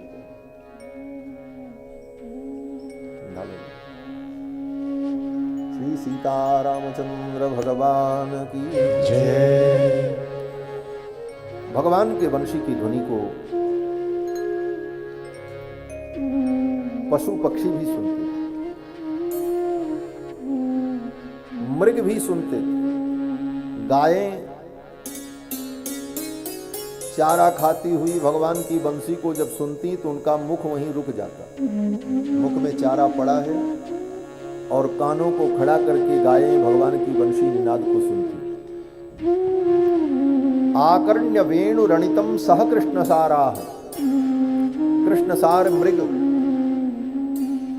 अपनी मृगियों के सहित समूह में आकर दूर खड़े होकर गोविंद को देखते और उनकी वंशी निनाद को सुनते। गोपियों ने वर्णन किया है कि गोपियां एक दूसरे से कहती, सखी देखो देखो, ये हिरनियां कितनी भाग्यशालिनी हैं, गोविंद का दर्शन कर रही हैं और गोविंद के वंशी निनाद को सुन रही हैं।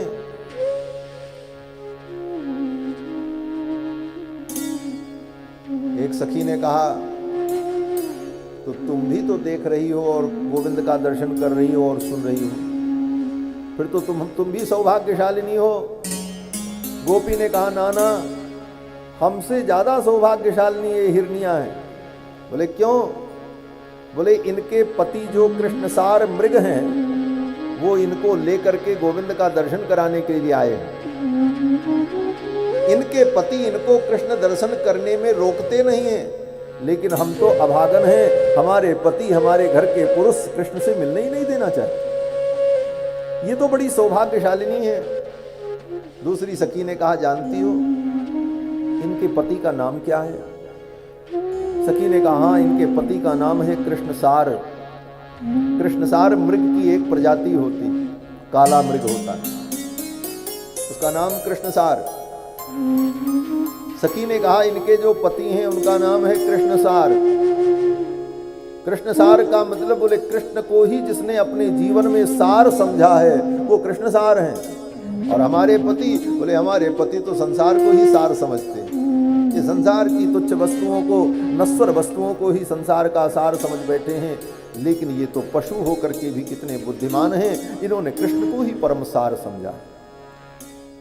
ऐसी भगवान की बंसी बजी थी माना। लेकिन आज रासलीला में भगवान ने जब बंसी बजाई, तो आज जो बंसी बजी वो बंसी की ध्वनि केवल गोपियों को सुनाई पड़ी और किसी को नहीं। गोप ग्वाल बालों को भी नहीं सुनाई पड़ी। और गोपियों में भी उन्हीं गोपियों को सुनाई पड़ी जो गोपियां भगवान कृष्ण को अपना प्रियतम मानती थी, जो गोपी भगवान को अपना बेटा मानती थी, जो गोपी भगवान को अपना भाई मानती थी, जो गोपी भगवान को अपने लाला के रूप में देखती थी, उन गोपियों को बंशी की ध्वनि नहीं सुनाई पड़ी। कौन सी गोपियों को सुनाई पड़ी? सुखदेव जी कहते हैं, कृष्ण ग्रहीत मानसाह, जिनके मन को, चित्त को गोविंद ने ग्रहण कर लिया था, उन गोपियों ने सुना और अपने अपने घर के कार्य को छोड़ करके दौड़ पड़ी। रात्रि के 12 बजे अचानक गोपी अपने कार्य को छोड़ करके घर से निकल पड़ी और सबके घर में यही स्थिति हुई।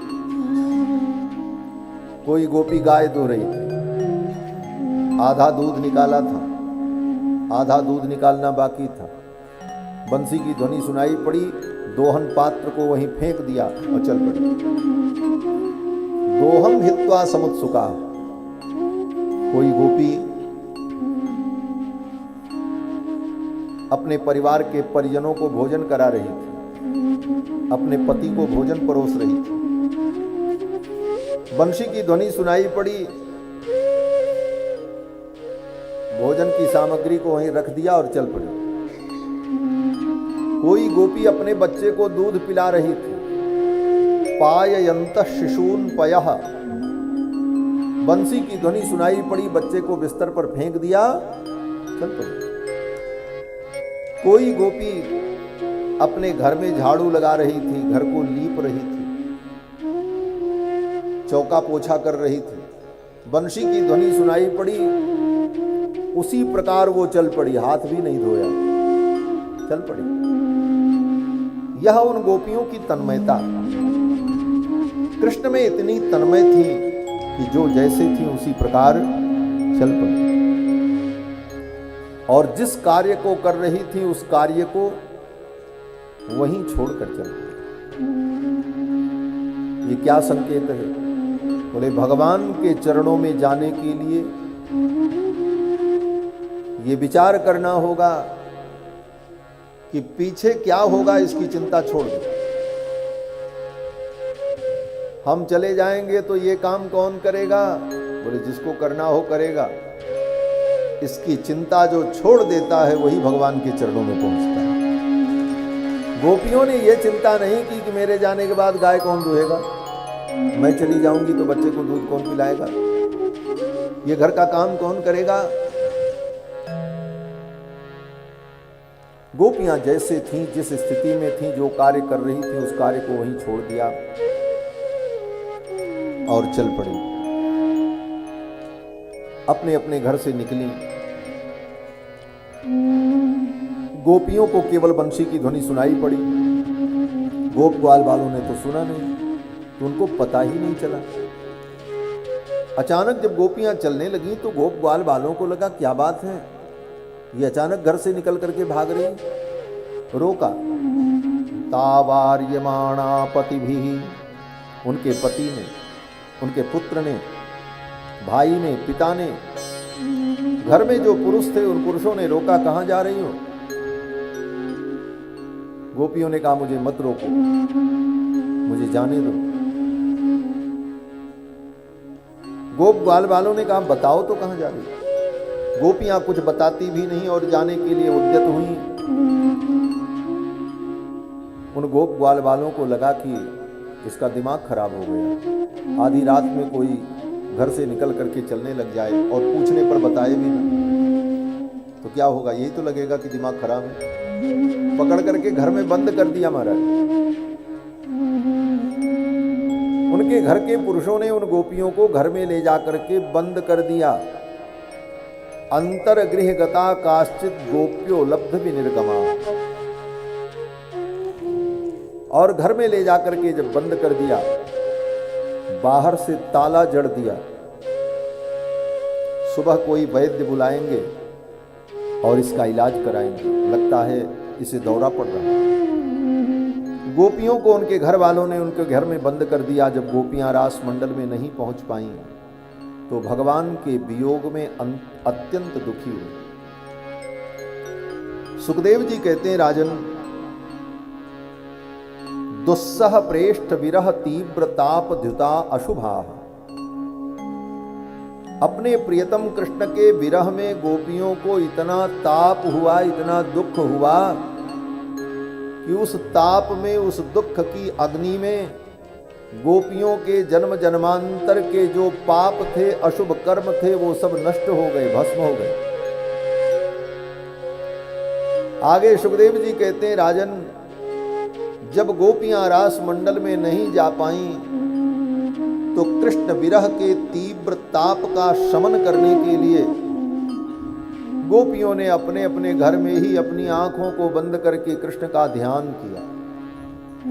और जब कृष्ण का ध्यान किया तो ध्यान में जब कृष्ण का दर्शन हुआ तो ध्यान प्राप्ताच्युता से स्वनिर्वृत्त्या क्षीण मंगला।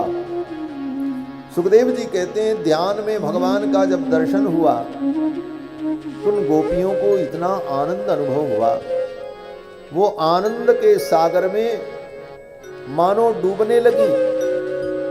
और उस आनंद के सागर में डूबने पर गोपियों के जन्म जन्मांतर के जो पुण्य थे वे पुण्य विलीन हो गए, समाप्त हो गए। ये बड़ा रहस्य है वेदांत का। भगवान के वियोग जन्य ताप में गोपियों के पाप नष्ट हो गए और भगवान के ध्यान के आनंद में गोपियों के पुण्य समाप्त हो गए। और पुण्य पाप दोनों के समाप्त हो जाने पर व्यक्ति का कर्म बंधन समाप्त हो जाता है। पुण्य पापे विधूय निरंजन परमम साम्यमुपैति। वेद कहता है कि पुण्य पाप जब दोनों समाप्त होंगे तब कर्म का बंधन समाप्त होगा। पुण्य करोगे स्वर्ग जाओगे, स्वर्ग में सुख भोगोगे, और जब पुण्य खत्म हो जाएगा तो फिर धरती पर आना पड़ेगा। यज्ञ इरिष्ट्वा स्वर्गतिम प्रार्थयन्ते ते तम भुक्त्वा स्वर्गलोकम विशालम क्षीणे पुण्य मर्त्यलोकम विशन्ति। फिर मृत्युलोक में आना पड़ेगा। और पाप किया, बोले पाप करने के बाद नरक में जाओगे, नरक में जाकर के पाप का फल भोगोगे, और जब वो पाप नष्ट हो जाएगा तो फिर मृत्युलोक में आना पड़ेगा। तो पाप पुण्य करना और पाप पुण्य के फल को भोगना, फिर संसार में आकर के पाप पुण्य करना, यही कर्म का बंधन है। पुनरपि जननम पुनरपि मरणम पुनरपि जननी जठरी। ये पाप पुण्य दोनों कर्म समाप्त हो जाए। तो जीव कर्म बंधन से मुक्त हो जाए। गोपियों के कर्म बंधन समाप्त हो गए। परिणाम क्या हुआ? सुखदेव जी कहते हैं, राजन, तमेव परमात्मानं जार बुद्ध्यापि संगता जहुर्गुणमयम देहम सद्यः प्रक्षीण बंधना। गोपियों ने भगवान कृष्ण को अपना जार समझा। जार माने उपपति, पति के अतिरिक्त दूसरा हो तो उसको कहते हैं उपपति, जार। गोपियों ने भगवान को जार समझा। तमेव परमात्मानं जार बुद्ध्यापि संगता जहुर्गुणमयम देहम। उनका जो गुणमय देह था वह देह बंधन गोपियों का समाप्त हो गया।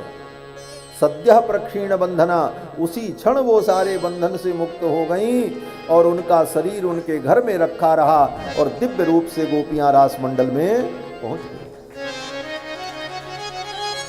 जिस रात्रि में भगवान ने रास लीला की, सभी गोपियों का शरीर उनके घर में था, उनके पति, बेटा, पुत्र, परिवार के पास में था। सुखदेव जी ने कहा, वर्णन किया कि स्वान स्वान दारान स्वपार्श्व स्थितान, अपनी अपनी पत्नी को, अपने घर की गृहिणी को अपने पास उन गोपों ने देखा। स्वान स्वान दारान स्वपार्श्व स्थितान मन्यमानाः कृष्णाय न असूयन। इसीलिए कृष्ण की किसी ने निंदा नहीं की। जिनकी बहन बेटी रास लीला में गई उसने निंदा ही नहीं की, तो तुम निंदा करने के क्या अधिकारी हो कि कृष्ण ने ऐसी लीला की? कृष्ण की लीला बड़ी विचित्र है, ये विलक्षण लीला है। इसको सांसारिक दृष्टि से देखना भी महापाप है। गोपियां दिव्य रूप से रास मंडल में जब पहुंची तो भगवान ने उनका स्वागत किया। भगवान ने कहा कि स्वागतम वो महाभागा प्रियम किम करवाणि वह। हे गोपियों, तुम्हारा स्वागत है, मैं तुम्हारे लिए क्या प्रिय कार्य करूं? गोपियों ने कहा, महाराज आपने बुलाया और हम आ गए, तुमने बुलाया और हम चले आए। गोपियों ने कहा, हम तो आ गए। भगवान ने उन गोपियों की परीक्षा ली। भगवान ने सोचा ये सब कुछ छोड़ करके तो आई हैं, लेकिन जरा मैं इनकी परीक्षा ले लूं कि कहीं इनके मन में संसार की कोई वासना बची तो नहीं है। क्यों? बोले सब कुछ त्याग करने के बाद भी अगर मन में कहीं कसक बची है, वासना बची है, तो वह त्याग निष्फल हो जाता है। ये बड़े बड़े संत महात्माओं के जीवन में भी देखा जाता है।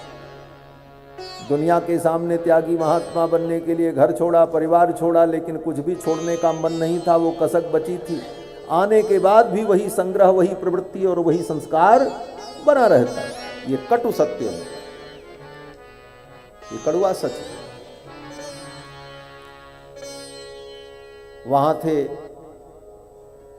तो आसपास की घर की जमीन जायदाद संपत्ति की लड़ाई लड़ते रहे। सब कुछ छोड़ करके आए तो मठ मंदिर की संपत्ति की लड़ाई शुरू हो जाती है, ये हमारा, ये हमारा। वहां थे तो अपने समाज में हम सबसे बड़े हैं ये सिद्ध करने का प्रयत्न होता था। यहां आने के बाद भी वही होता है। हम महंत, हम श्री महंत, हम जगत गुरु, हम ब्रह्मांड गुरु, हम सबसे बड़े महात्मा। ये वर्चस्व की लड़ाई वहां भी समाप्त नहीं हो। वहां भी अपने परिवार के लोगों से मोह था, ये मेरा, ये मेरा। यहां आने के बाद भी यही मोह होता है, ये मेरा चेला, ये मेरा चेला, ये उनका चेला। ये चेले की भी लड़ाई होती है। ये कड़वा सच है। जब तक पूर्ण रूप से वासना नष्ट नहीं हो जाती तब तक ये विकार बने रहते। भगवान ने सोचा जरा देख ले गोपियों के अंदर कहीं संसार की कोई वासना बची तो नहीं। तो भगवान ने उनको याद दिलाया। भगवान ने कहा देखो तुम आ तो गई हो, लेकिन तुम्हारे घर वाले तुमको ढूंढेंगे, तुम्हारा बेटा तुमको ढूंढेगा, तुम्हारे पति तुम्हें ढूंढेंगे, तुम्हारे लिए दुखी होंगे। इसलिए तुम लौट जाओ अपने घर, अपने उसी जीवन में तुम चली जाओ। और देखो भर्तुः शुश्रूषणम स्त्रीणाम परो धर्मो ह्यमायया। स्त्री के लिए पति की सेवा ही सबसे बड़ा धर्म है। ये प्रवचन सुनाने लगे भगवान गोपियों को। बोले जाओ अपने अपने घर, अपने उसी जीवन में जाकर और अपने अपने पति की सेवा करो, यही परम धर्म है। गोपियों ने कहा महाराज हम तो सबको छोड़ करके आ गए हैं। रही बात पति की, तो सारे संसार के पति तो आप हो, विश्वपति हो, जगतपति हो। पतिम विश्वस्यात्मेश्वरम, वेद कहता है सारे विश्व के आप पति हो। और पति में आपका ही दर्शन करने का अभ्यास हमने बनाया था, क्योंकि हमारे बड़ों ने यही हमें शिक्षा दी थी कि पति में ही भगवान का दर्शन करो। तो गोविंद आज तक उन पतियों में मैंने आपको ही तो देखा है, तो आपको प्राप्त करने में क्या आपत्ति है। जो जीवन भर हमने साधना की उसी का तो फल आज प्राप्त हुआ। जो भी धर्म है, ब्राह्मण अपने धर्म का पालन करे, क्षत्रिय अपने धर्म का पालन करे, पुरुष अपने धर्म का पालन करे, शूद्र अपने धर्म का पालन करे, स्त्री अपने धर्म का पालन करे। तो इस धर्म पालन का फल क्या है? भगवान ने कहा सारे धर्मों का फल मैं हूं। गोपियों ने कहा हमने भी सच्चे मन से अपने धर्म का पालन किया, उसी का फल आज प्राप्त हुआ कि हम आपके चरणों में आ गए। सारे धर्म के फल अगर आप हैं तो हमारे पातिव्रत धर्म का ये परम फल मिला कि आपके चरणों में हम आ गए। भगवान ने कहा देखो ये सब तो ठीक है, लेकिन संसार में इसकी निंदा होगी। अब संसार का भय दिखाया। भगवान कहते हैं अस्वर्गम,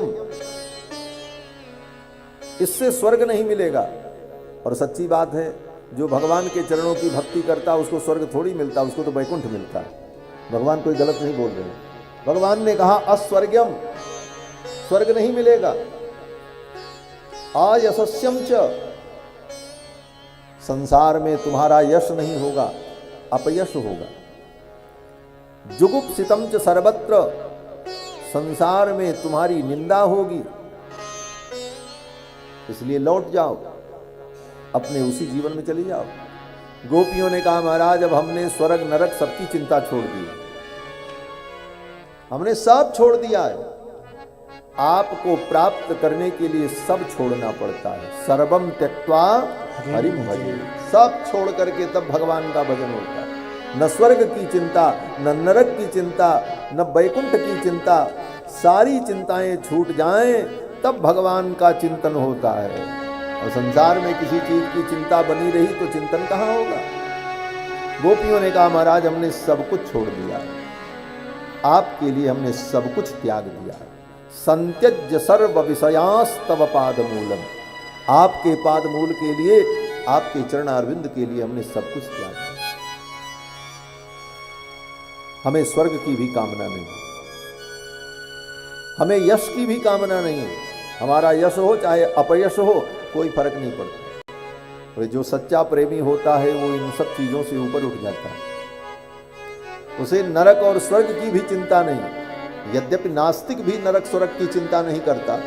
जो नास्तिक है, अधर्मी है, उसको स्वर्ग नरक से कोई मतलब नहीं होता। लेकिन यहाँ पर जो बात कही जा रही है, जो भगवान के परम प्रेमी होते हैं, वे जीवन में न कभी स्वर्ग की चिंता करते हैं, न नरक की चिंता करते हैं, न संसार क्या कहेगा इसकी चिंता करते हैं। वो केवल भगवान का चिंतन करते हैं। उनके जीवन का उद्देश्य भगवान का चिंतन है। एक बड़ी सुंदर कथा है। एक बार द्वारिका में चर्चा हुई कि भगवान का सबसे बड़ा प्रेमी कौन है।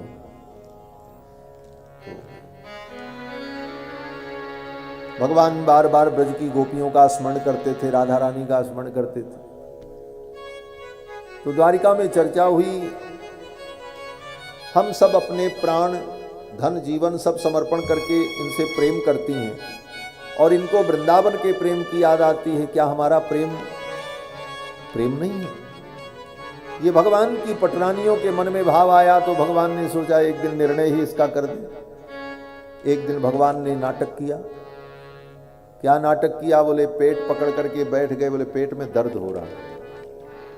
वैद्य बुलाए गए, औषधि दी गई, भगवान के पेट का दर्द दूर नहीं हुआ। अब दर्द हो तो दूर हो जाए, नाटक हो तब वो कहाँ समाप्त होगा। और भगवान इधर उधर करने लगे, बहुत पीड़ा हो रही, बहुत पीड़ा हो रही। अनेक वैद्य आए, नाड़ी देखा, सब कुछ किया, किसी को कुछ समझ में ना आया। सारी पटरानियां कहने लगी कोई उपाय करो, द्वारिकाधीश का दुख दूर हो। सारे वैद्य उपाय करते रहे, कोई उपाय नहीं हुआ। तब तक देवर्षि नारद आ गए। भगवान ने नारद जी का स्मरण किया, नारद जी प्रकट हो गए। नारायण। नारद जी ने कहा भगवान ये कैसी लीला है? भगवान ने कहा नारद मेरे पेट में भयंकर दर्द हो रहा है, कोई औषधि काम नहीं कर रही, तुम कोई उपाय बताओ। तो नारद जी भगवान के मन की बात जान गए, क्योंकि नारद जी तो भगवान के मन के ही अवतार हैं। नारद जी ने ध्यान लगाया और ध्यान लगा करके कहा देखो देखो, इनके दुख की निवृत्ति की एक औषधि है बस। द्वारिका की पटरानियों ने कहा महाराज आप बताओ कैसे भी उसकी हम व्यवस्था करेंगे। नारद जी ने कहा कोई इनका प्रेमी भक्त अपना चरणामृत धो करके इनको पिला दे तो इनके पेट का दर्द दूर हो जाए। ये सुनते ही द्वारिका की सारी रानियां एक दूसरे को देखने लगी। नारद जी ने रुक्मिणी जी से कहा मैया तू इनके चरणों में प्रेम करती है, तू इनकी भक्ता है, हे मैया तू अपना चरण धो करके इनको पिला दे, अभी गोविंद का दुख दूर हो जाएगा। रुक्मिणी जी ने कहा मैं और अपना चरण धो करके इन द्वारिकाधीश को पिलाऊं, सर्वेश्वर को पिलाऊं, किस नरक में जगह मिलेगी? ना ना ये पाप मैं नहीं कर सकती। सत्यभामा से कहा गया, सत्यभामा ने कहा इतना बड़ा पाप अनर्थ, सर्वेश्वर परमात्मा को मैं अपना चरणामृत धो करके पिलाऊं? कोई तैयार नहीं। 16,108 रानियों से पूछा गया। भगवान अपना नाटक करते रहे। भगवान ने कहा नारद कोई उपाय करो, कहीं से चरणामृत ले आओ। नारद जी ने कहा प्रभु आप ही बताओ मैं कहाँ जाऊं। भगवान ने कहा जाओ वृंदावन, वृंदावन में मेरे इतने भक्त हैं, किसी गोपी का चरणामृत लेकर के चले आओ। नारद जी आए। नारद जी के आते ही वृंदावन में सब गोपियां एकत्रित हो गईं और गोपियों ने कहा देवर्षि क्या समाचार है द्वारिकाधीश का? नारद जी ने कहा द्वारिकाधीश का स्वास्थ्य ठीक नहीं है, पेट में दर्द हो रहा है, कोई औषधि काम नहीं कर रही। एक ही औषधि है, कोई भक्त कोई प्रेमी अपना चरणामृत धो करके दे दे और कृष्ण को पिला दे तो वो दुख दूर हो जाए। गोपियों ने कहा बस इतनी सी बात? बोले हाँ। सब गोपियां गईं और एक एक लोटा चरणामृत लेकर के आई, अपना चरण धो धो करके। ले लो मेरा चरणामृत ले जा करके गोविंद को पिला दो, उनका दुख दूर हो जाए। नारद जी ने कहा अपना चरणामृत सर्वेश्वर को पिलाओगी, तुम्हें नरक का भय नहीं है? गोपियों ने कहा भाड़ में जाए नरक और स्वर्ग, पहले तो हमारे गोविंद का दुख दूर हो, उसके बाद आगे की हम सोचें। प्रेमी भक्तों की दृष्टि में नरक स्वर्ग ये सब कुछ नहीं है, उनके लिए तो भगवान ही सब कुछ है। त्वमेव सर्वम मम देवदेव। गोपियों ने कहा महाराज आपके लिए हमने सब कुछ त्यागा और आप हमें लौट जाने की बात करते हो। संत्यज्य सर्व विषयांस्तव पाद मूलम, आपके लिए हमने सब कुछ त्यागा है, आप हमारा त्याग मत करो। गोपियों के इस प्रेम को देखकर, उनके समर्पण को देखकर भगवान प्रसन्न हो गए और भगवान उन गोपियों के साथ रास क्रीड़ा करने लगे। भगवान श्याम सुंदर ने श्री राधा रानी से प्रार्थना की, हे श्यामाजू आप रास मंडल में पधारो और इस रास सुख को, इस लीला को परम आनंदमय बनाओ। भगवान श्री किशोरी जी से प्रार्थना करते हैं कि हे श्यामाजू आज वृंदावन का वातावरण कितना रमणीय है, ऐसे रमणीय वातावरण में हे किशोरी जी आप कृपा करो और रास का ये आनंद प्रकट हो और इन गोपांगनाओं को रास का सुख प्राप्त हो। चलो चलो रे किशोरी वृंदावन में, चलो रे किशोरी वृंदावन में। कैसी छाई हरियाली आज कुंजन में, कैसी छाई हरियाली आज कुंजन में। चलो चलो रे किशोरी वृंदावन में। चलो चलो रे किशोरी वृंदावन में। शीतल मंद सुगंध जुत चल रही त्रिविध समीर। शीतल मंद सुगंध जुत चल रही त्रिविध समीर। तुमहु पधारो राज करी हरिये जन मन पीर। तुमहु पधारो रास करी हरिये जन मन पीर। प्रेम सरिता बहावो आज त्रिभुवन में। प्रेम सरिता बहावो आज त्रिभुवन में। चलो चलो रे किशोरी वृंदावन में। चलो चलो रे किशोरी वृंदावन में। चमक चंद की चांदनी मोमन रही लुभाए। चमक चंद की चांदनी मोमन रही लुभाए। मत देखो या चंद कहूँ दे न ढीठ लगाए। मत देखो या चंद कहूँ दे न ढीठ लगाए। आज दियो ना ठिठोना गोरे आनन में। आज दियो ना ठिठोना गोरे आंगन में। चलो चलो रे किशोरी वृंदावन में। चलो चलो रे किशोरी वृंदावन में। थुक पिक खंजन द्रमन चढ़ी चाहती रहे हर साए। सुख पिक खंजन भ्रमर चढ़ी चहकी रहे हर साये।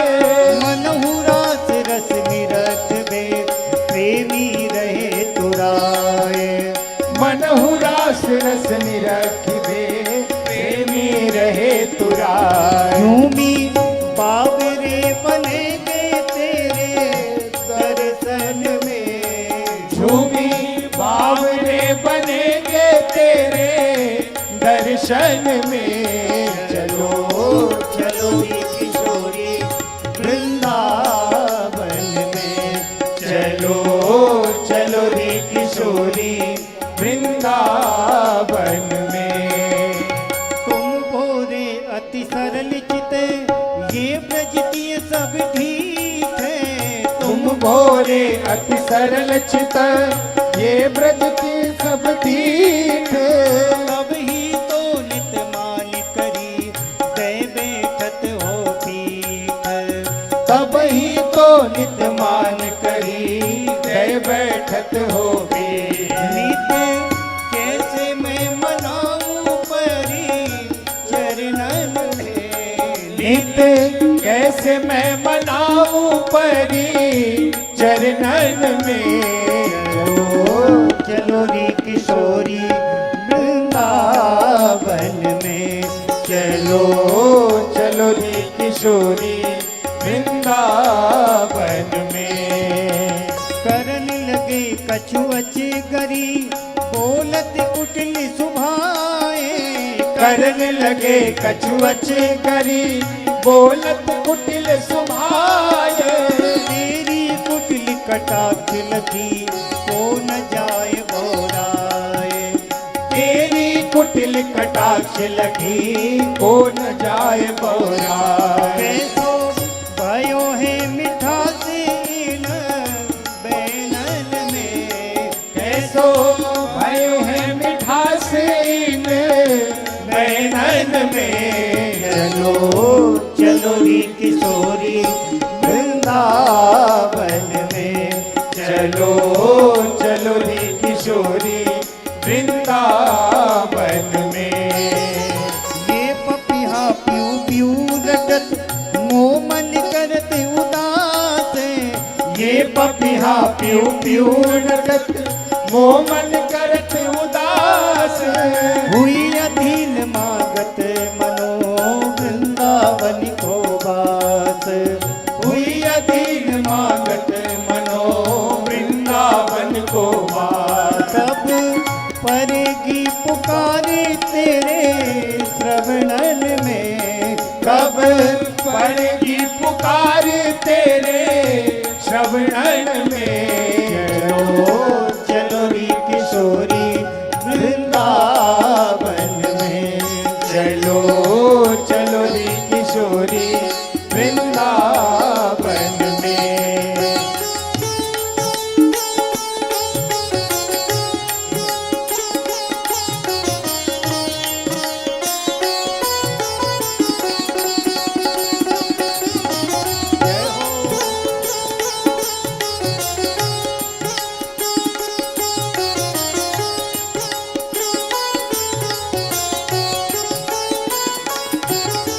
मोहि लजावत वृथा हरि तुम रस प्रेमी ढंग। मोहि लजावत वृथा हरि तुम रस प्रेमी भृंग। श्याम करत बिनती यह अनुदिन राघो संग। श्याम करत बिनती है अनुदिन राखो संग। ओ श्याम करत बिनती यह अनुदिन राखो संग। श्याम करत बिनती है अनुदिन राखो संग।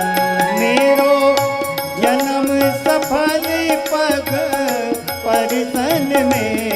मेरो जन्म सफल पग परसन में। चलो चलो री किशोरी वृंदावन में। चलो चलो रे किशोरी वृंदावन में। कैसी छाई हरियाली आज कुंजन में। कैसी छाई हरियाली आज कुंजन में। चलो चलो री किशोरी वृंदावन में।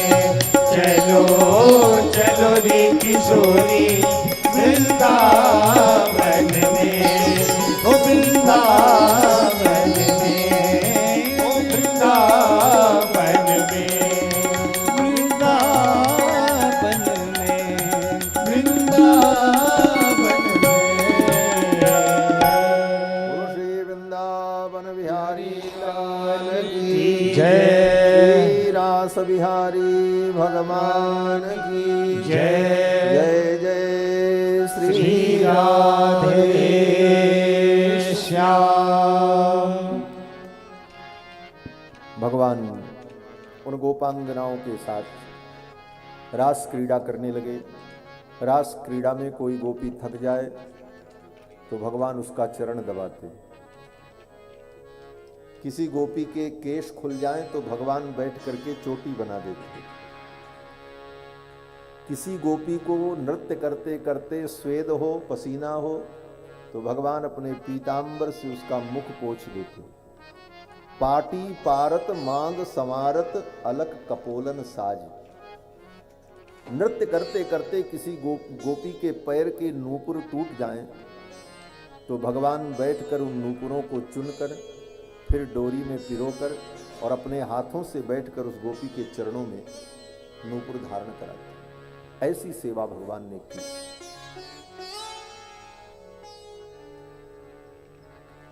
भगवान उन गोपियों को व्यजन करते, उनका श्रमापनयन करते। ये लीला देखकर गोपियों के मन में थोड़ा गर्व आ गया। हमसे ज्यादा सौभाग्यशाली तो इस दुनिया में कोई स्त्री नहीं हो सकती। गोविंद हमारी इतनी सेवा कर रहे हैं। गोपियों को इस बात का मान हो गया, अभिमान हो गया, मद हो गया, सौभाग्य मद। सुखदेव जी कहते तासाम तत्सौभग मदम वीक्षमानंच केशव। भगवान गोविंद ने देखा गोपियों को मान हो गया, इनका मान दूर करना चाहिए।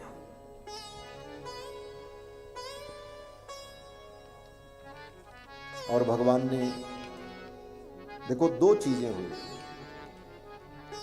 राधा रानी को मान हो गया और गोपियों को मद हो गया। तासाम तत्सौभग मदम वीक्ष मानंच केशव, मद और मान, गोपियों को मद हुआ और राधा रानी को मान हुआ। मद माने अभिमान और मान माने रूठ जाना। राधा रानी रूठ गई, भगवान मनाते मनाते थक गए, राधा रानी रूठी बैठी। तब भगवान ने सोचा अब गोपियों का मद दूर हो और राधा रानी का मान दूर हो, तब लीला आगे बढ़े, तब आनंद आए।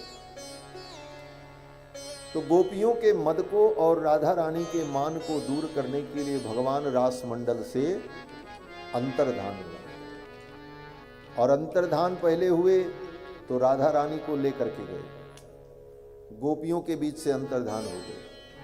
अब गोपियां भगवान के वियोग में व्याकुल होकर के भगवान को ढूंढने लगी। उनका मद तो दूर हो गया, अब पश्चाताप होने लगा।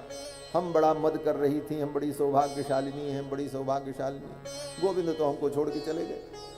अब तो उन गोपियों को बड़ा दुख हुआ, उनका मद दूर हो गया।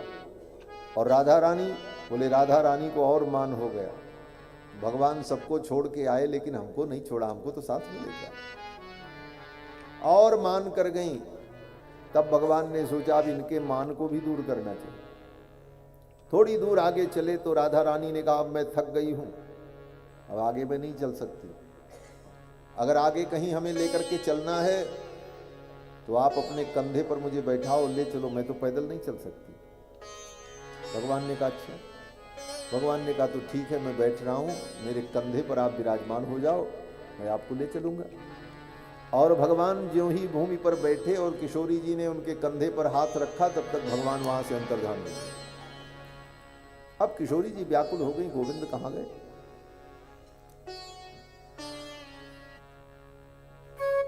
ये लीला जब हुई तो वहां पर भगवान के चरण चिन्ह और राधा रानी के चरण चिन्ह बने हुए थे जमुना की बालू में, रेती में। गोपियां उधर से ढूंढती ढूंढती भगवान को आ रही थी, देखा, गोपियों ने कहा देखो देखो, ये तो श्याम सुंदर के चरण हैं, और श्याम सुंदर के चरणों के बगल में ये गोपी का चरण है, ये गोपी तो बड़ी सौभाग्यशालिनी है। गोविंद हमें छोड़ गए लेकिन इसे साथ ले गए। बोले ये कौन है। तो गोपियां कहती हैं अनया राधितो नूनम भगवान हरिरीश्वर। इस गोपी के द्वारा भगवान हरि आराधित हुए। यन्नो विहाय गोविंद प्रीतो यामनयद्रह। और उधर भगवान राधा रानी को छोड़ करके भी जब अंतर्धान हो गए तो उधर से श्री राधा रानी भगवान को ढूंढती हुई चली और इधर से गोपियां भगवान को ढूंढ रही। दोनों का मिलन हुआ। गोपियों ने कहा श्याम सुंदर हमें छोड़कर चले गए।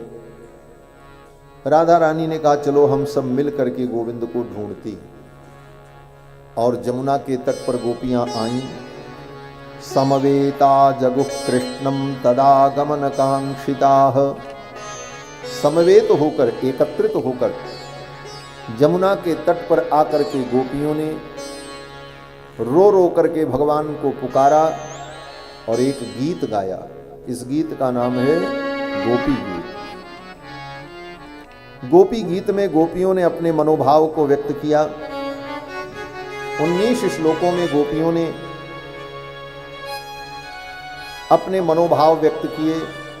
गोपियां कहती हैं हे श्याम सुंदर आपकी जय हो, आपके आने से ब्रजमंडल की शोभा और समृद्धि अनंत गुनी हो गई। हे श्याम सुंदर जब से आप इस ब्रजमंडल में प्रकट हुए, लक्ष्मी यहाँ दासी बनकर के विराजमान है। श्रयत इंदिरा सस्वदत्रे दयित दृश्यताम दीक्षुतावकाश त्वयि धृता सवत्वाम विचिन्वते। गोपियां कहती हैं, श्याम सुंदर मेरे प्राण आप में प्रतिष्ठित हैं, अगर आप नहीं आओगे तो हमारे प्राण चले जाएंगे, आपके दर्शन की आशा में हमारे प्राण निकल जाएंगे। हे श्याम सुंदर, हे सुरतनाथ, हम तो आपकी अशुल्क दासिका हैं, आपसे हम प्रेम करती हैं, इसके बदले में आपसे कोई शुल्क थोड़ी हम लेते हैं कि कुछ हम चाहते हैं। हमारा प्रेम निस्वार्थ प्रेम है, अशुल्क दासिका। और हे श्याम सुंदर, आप तो वरद हो, वरम ददाती ति वरदः, जो वरदान देते हैं, आप वर देने वाले हो, अपने भक्तों की मनोवांछा को पूर्ण करने वाले हो।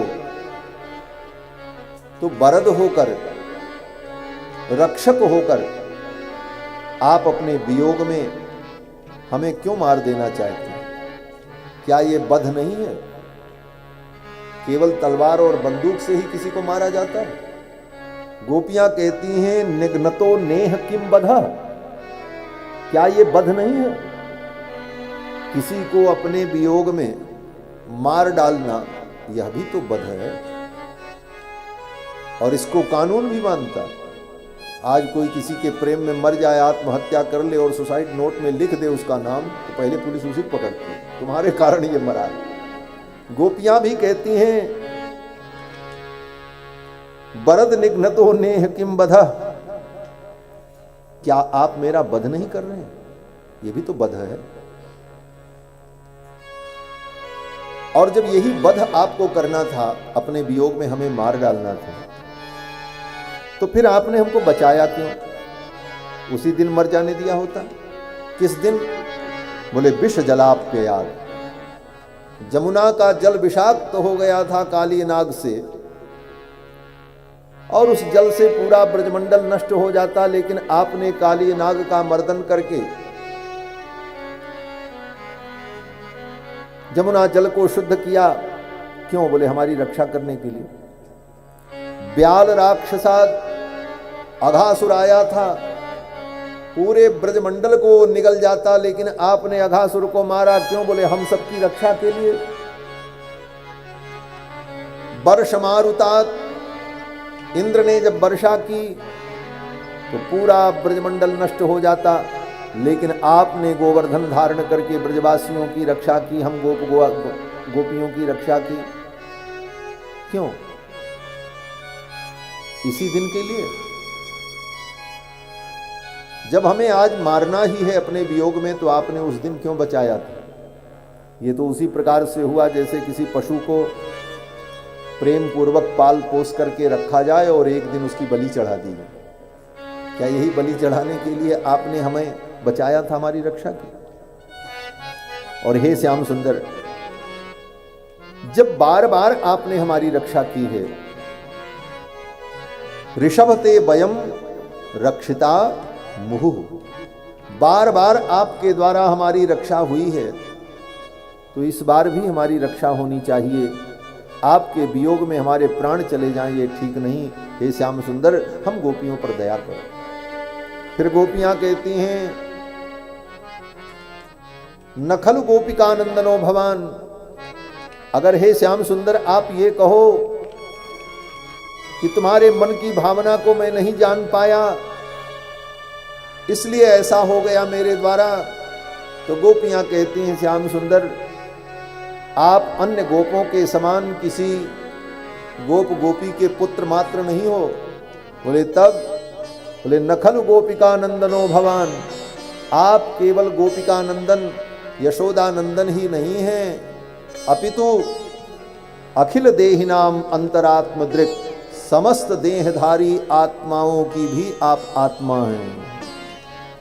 तो जब आप आत्मा की भी आत्मा हैं, तो हर आत्मा में क्या बात है, क्या चिंतन चल रहा है, वो सब आपको मालूम है। हमारे हृदय की स्थिति तो आपको पता है, फिर भी आप अपने वियोग में हमें दुख दे रहे हैं। अखिल देहिनाम अंतरात्म दृक्, और आपका तो जन्म ही रक्षा के लिए हुआ है। बोले किसकी रक्षा के लिए? गोपियां कहती बिखन सार्थितो विश्व गुप्तये, ब्रह्मा की प्रार्थना पर विश्व की रक्षा के लिए आपने अवतार लिया है। तो क्या हम विश्व से अलग हैं? अभी तो उसी दुनिया में हैं। सारी दुनिया की रक्षा के लिए आपने जब अवतार लिया है तो हमारी भी रक्षा करो, अपने वियोग में हमारा वध मत करो। गोपियां कहती हैं श्याम सुंदर जल रुहाननम चारु दर्शय भज सखे भवत किंकरी स्मनो। हे भगवान, मैं तो आपकी किंकरी हूं, आप अपने मुख कमल का हमें दर्शन कराओ, और अगर हमारे अंदर कोई कमी है, जिस कमी से आप रूठ गए, आपको कष्ट हुआ, तो अगर कोई ऐसी हमारे जीवन में कमी है जिसके कारण आपको कष्ट हुआ, तो वही मेरे लिए पाप तुल्य है। और अगर मेरे जीवन में वो कमी है और हम जान पाती कि हमारी ये कमी है, तो उस कमी का हम निराकरण कर देते। जब हमको पता ही नहीं है कि हमारे अंदर कमी क्या है, तो उसे मैं कैसे दूर कर पाऊं? और अगर कोई ऐसी कमी है तो हे श्याम सुंदर प्रणत देहिनाम पाप कर्षणम, आप तो अपने शरणागतों के पाप को नष्ट कर देते हो, तो आप ही हमको पवित्र बना लो। पाप कर्षणम, मेरे पापों का कर्षण कर लो। तृणचरानुगम श्री निकेतनम, आपके जो चरणारविंद हैं, तृणचरानुगम, तृण को चरने वाली जो गायें हैं, उन गायों का अनुगमन करने वाले आपके जो चरण हैं, तृणचरानुगम। श्री निकेतनम, आपका चरण जो है वो लक्ष्मी का निवास है। लक्ष्मी आपके चरणों में रहती है, और आपके चरणों की विशेषता है, आपके चरण जिसके हृदय पर पड़ जाएं, उसके हृदय के अंदर का जो विष है, विषय है, वासना है, वो सब समाप्त हो जाती है। गोपियों ने उदाहरण दिया, फणी फणार्पितम, काली नाग के फण पर जब आपने चरण रखा तो काली नाग के अंदर जितना विष था वो सब बाहर निकल गया। भगवान ने जब चरण रखा काली नाग के फण पर, तच्चित्र तांडव विरुग्न फणात पत्रो रक्तम मुखई रुर बमन, काली नाग अपने मुख से खून की उल्टी करने लगा। रक्तम मुखई रुर बमन, बमन करने लगा, वोमिटिंग करने लगा। और उस उल्टी में दो चीजें निकली, रक्त और विष। विष भी निकला और रक्त भी निकला। गोपियां कहती विष और रक्त दोनों को आपने निकाल दिया। विष माने विषय। विषय क्या है? बोले रूप, रस, गंध, स्पर्श और शब्द, यही 5 विषय। इसी पांच विषय के सुख के लिए जीव परेशान रहता है। रूप, कोई रूप उसको अच्छा लगता है तो चाहता ये रूप हमारे पास ही रहे। कोई सुंदर वस्तु उसको अच्छी लगती है तो उसके प्रति उसमें आसक्ति हो जाती है। रस, कोई खाने की वस्तु में आसक्ति हो। गंध, कोई सुगंधित वस्तु प्रिय लगती है। और शब्द, अच्छे मीठे शब्द कानों को अच्छे लगते हैं। और स्पर्श, इस शरीर को ऐसा स्पर्श मिले जो सुख दे। यही 5 सुख है।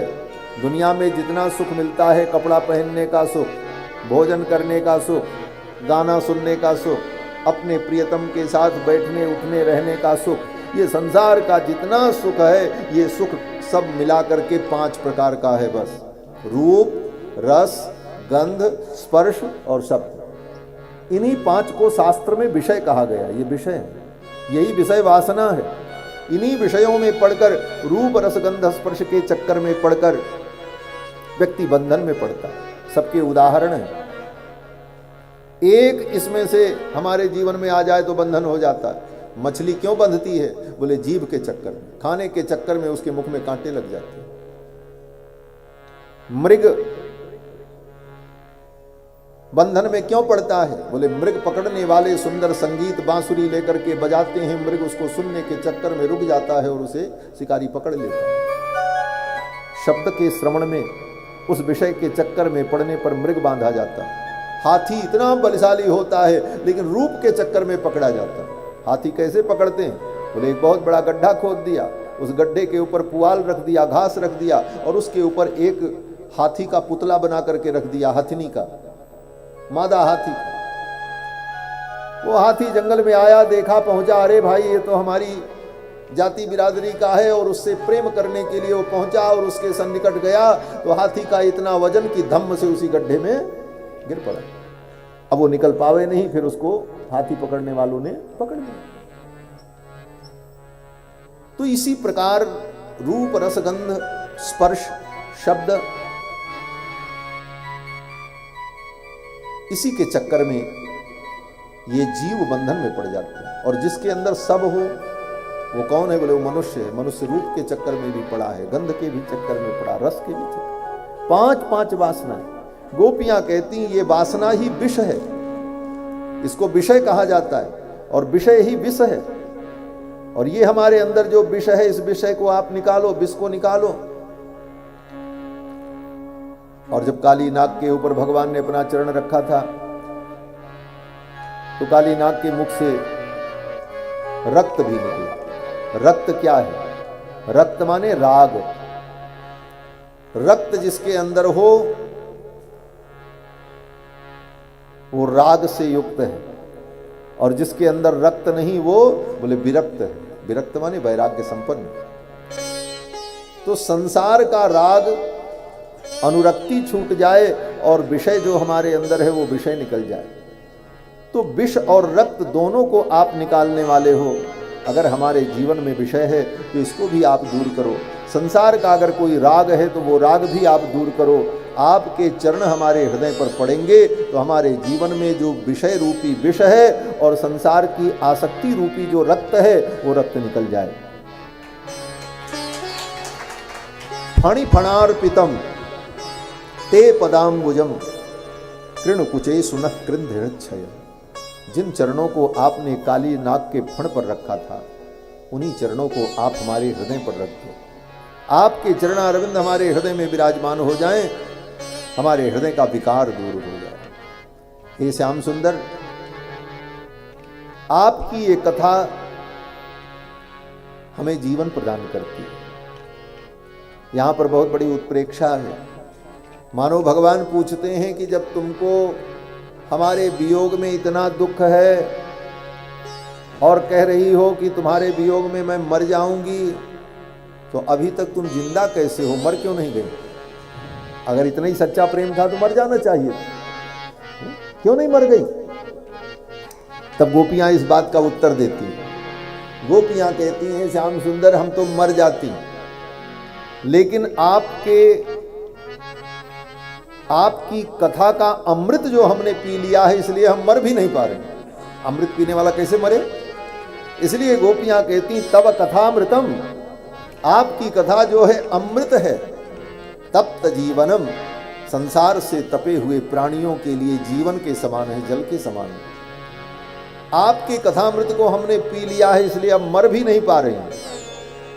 ये कृष्ण की कथा अमृत है और इसे जो पीता है वो तो अमर हो जाता है। ये अमर कथा है, इसका कथा का नाम ही अमर कथा है। राम कथा का नाम अमर कथा क्यों? ले कथा अमर बना देती है। बाकी सब कथाएं हैं, उसके पीछे अमर कथा क्यों कहते हैं, लेकिन यह भी एक तात्पर्य है कि ये कथा व्यक्ति को अमर कर देती है। अमर का मतलब बोले जो भगवान की कथा सुनेगा वो कभी मरेगा नहीं। लो ये क्या कह दिया महाराज, कथा सुनेगा तो कभी मरेगा नहीं? बोले हाँ नहीं मरेगा।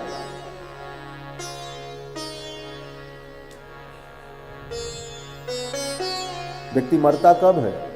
बोले जब इस संसार में पैदा होगा तभी तो मरेगा। जो इस दुनिया में पैदा होगा वही मरेगा, और जो भगवान की कथा सुनेगा वो दुनिया में दोबारा पैदा ही नहीं होगा तो उसे मरना ही नहीं पड़ेगा। यह चरित जे गावहीं हरिपद पावहीं तेन परहीं भव कृपा। यही अमरत्व है इस कथा का।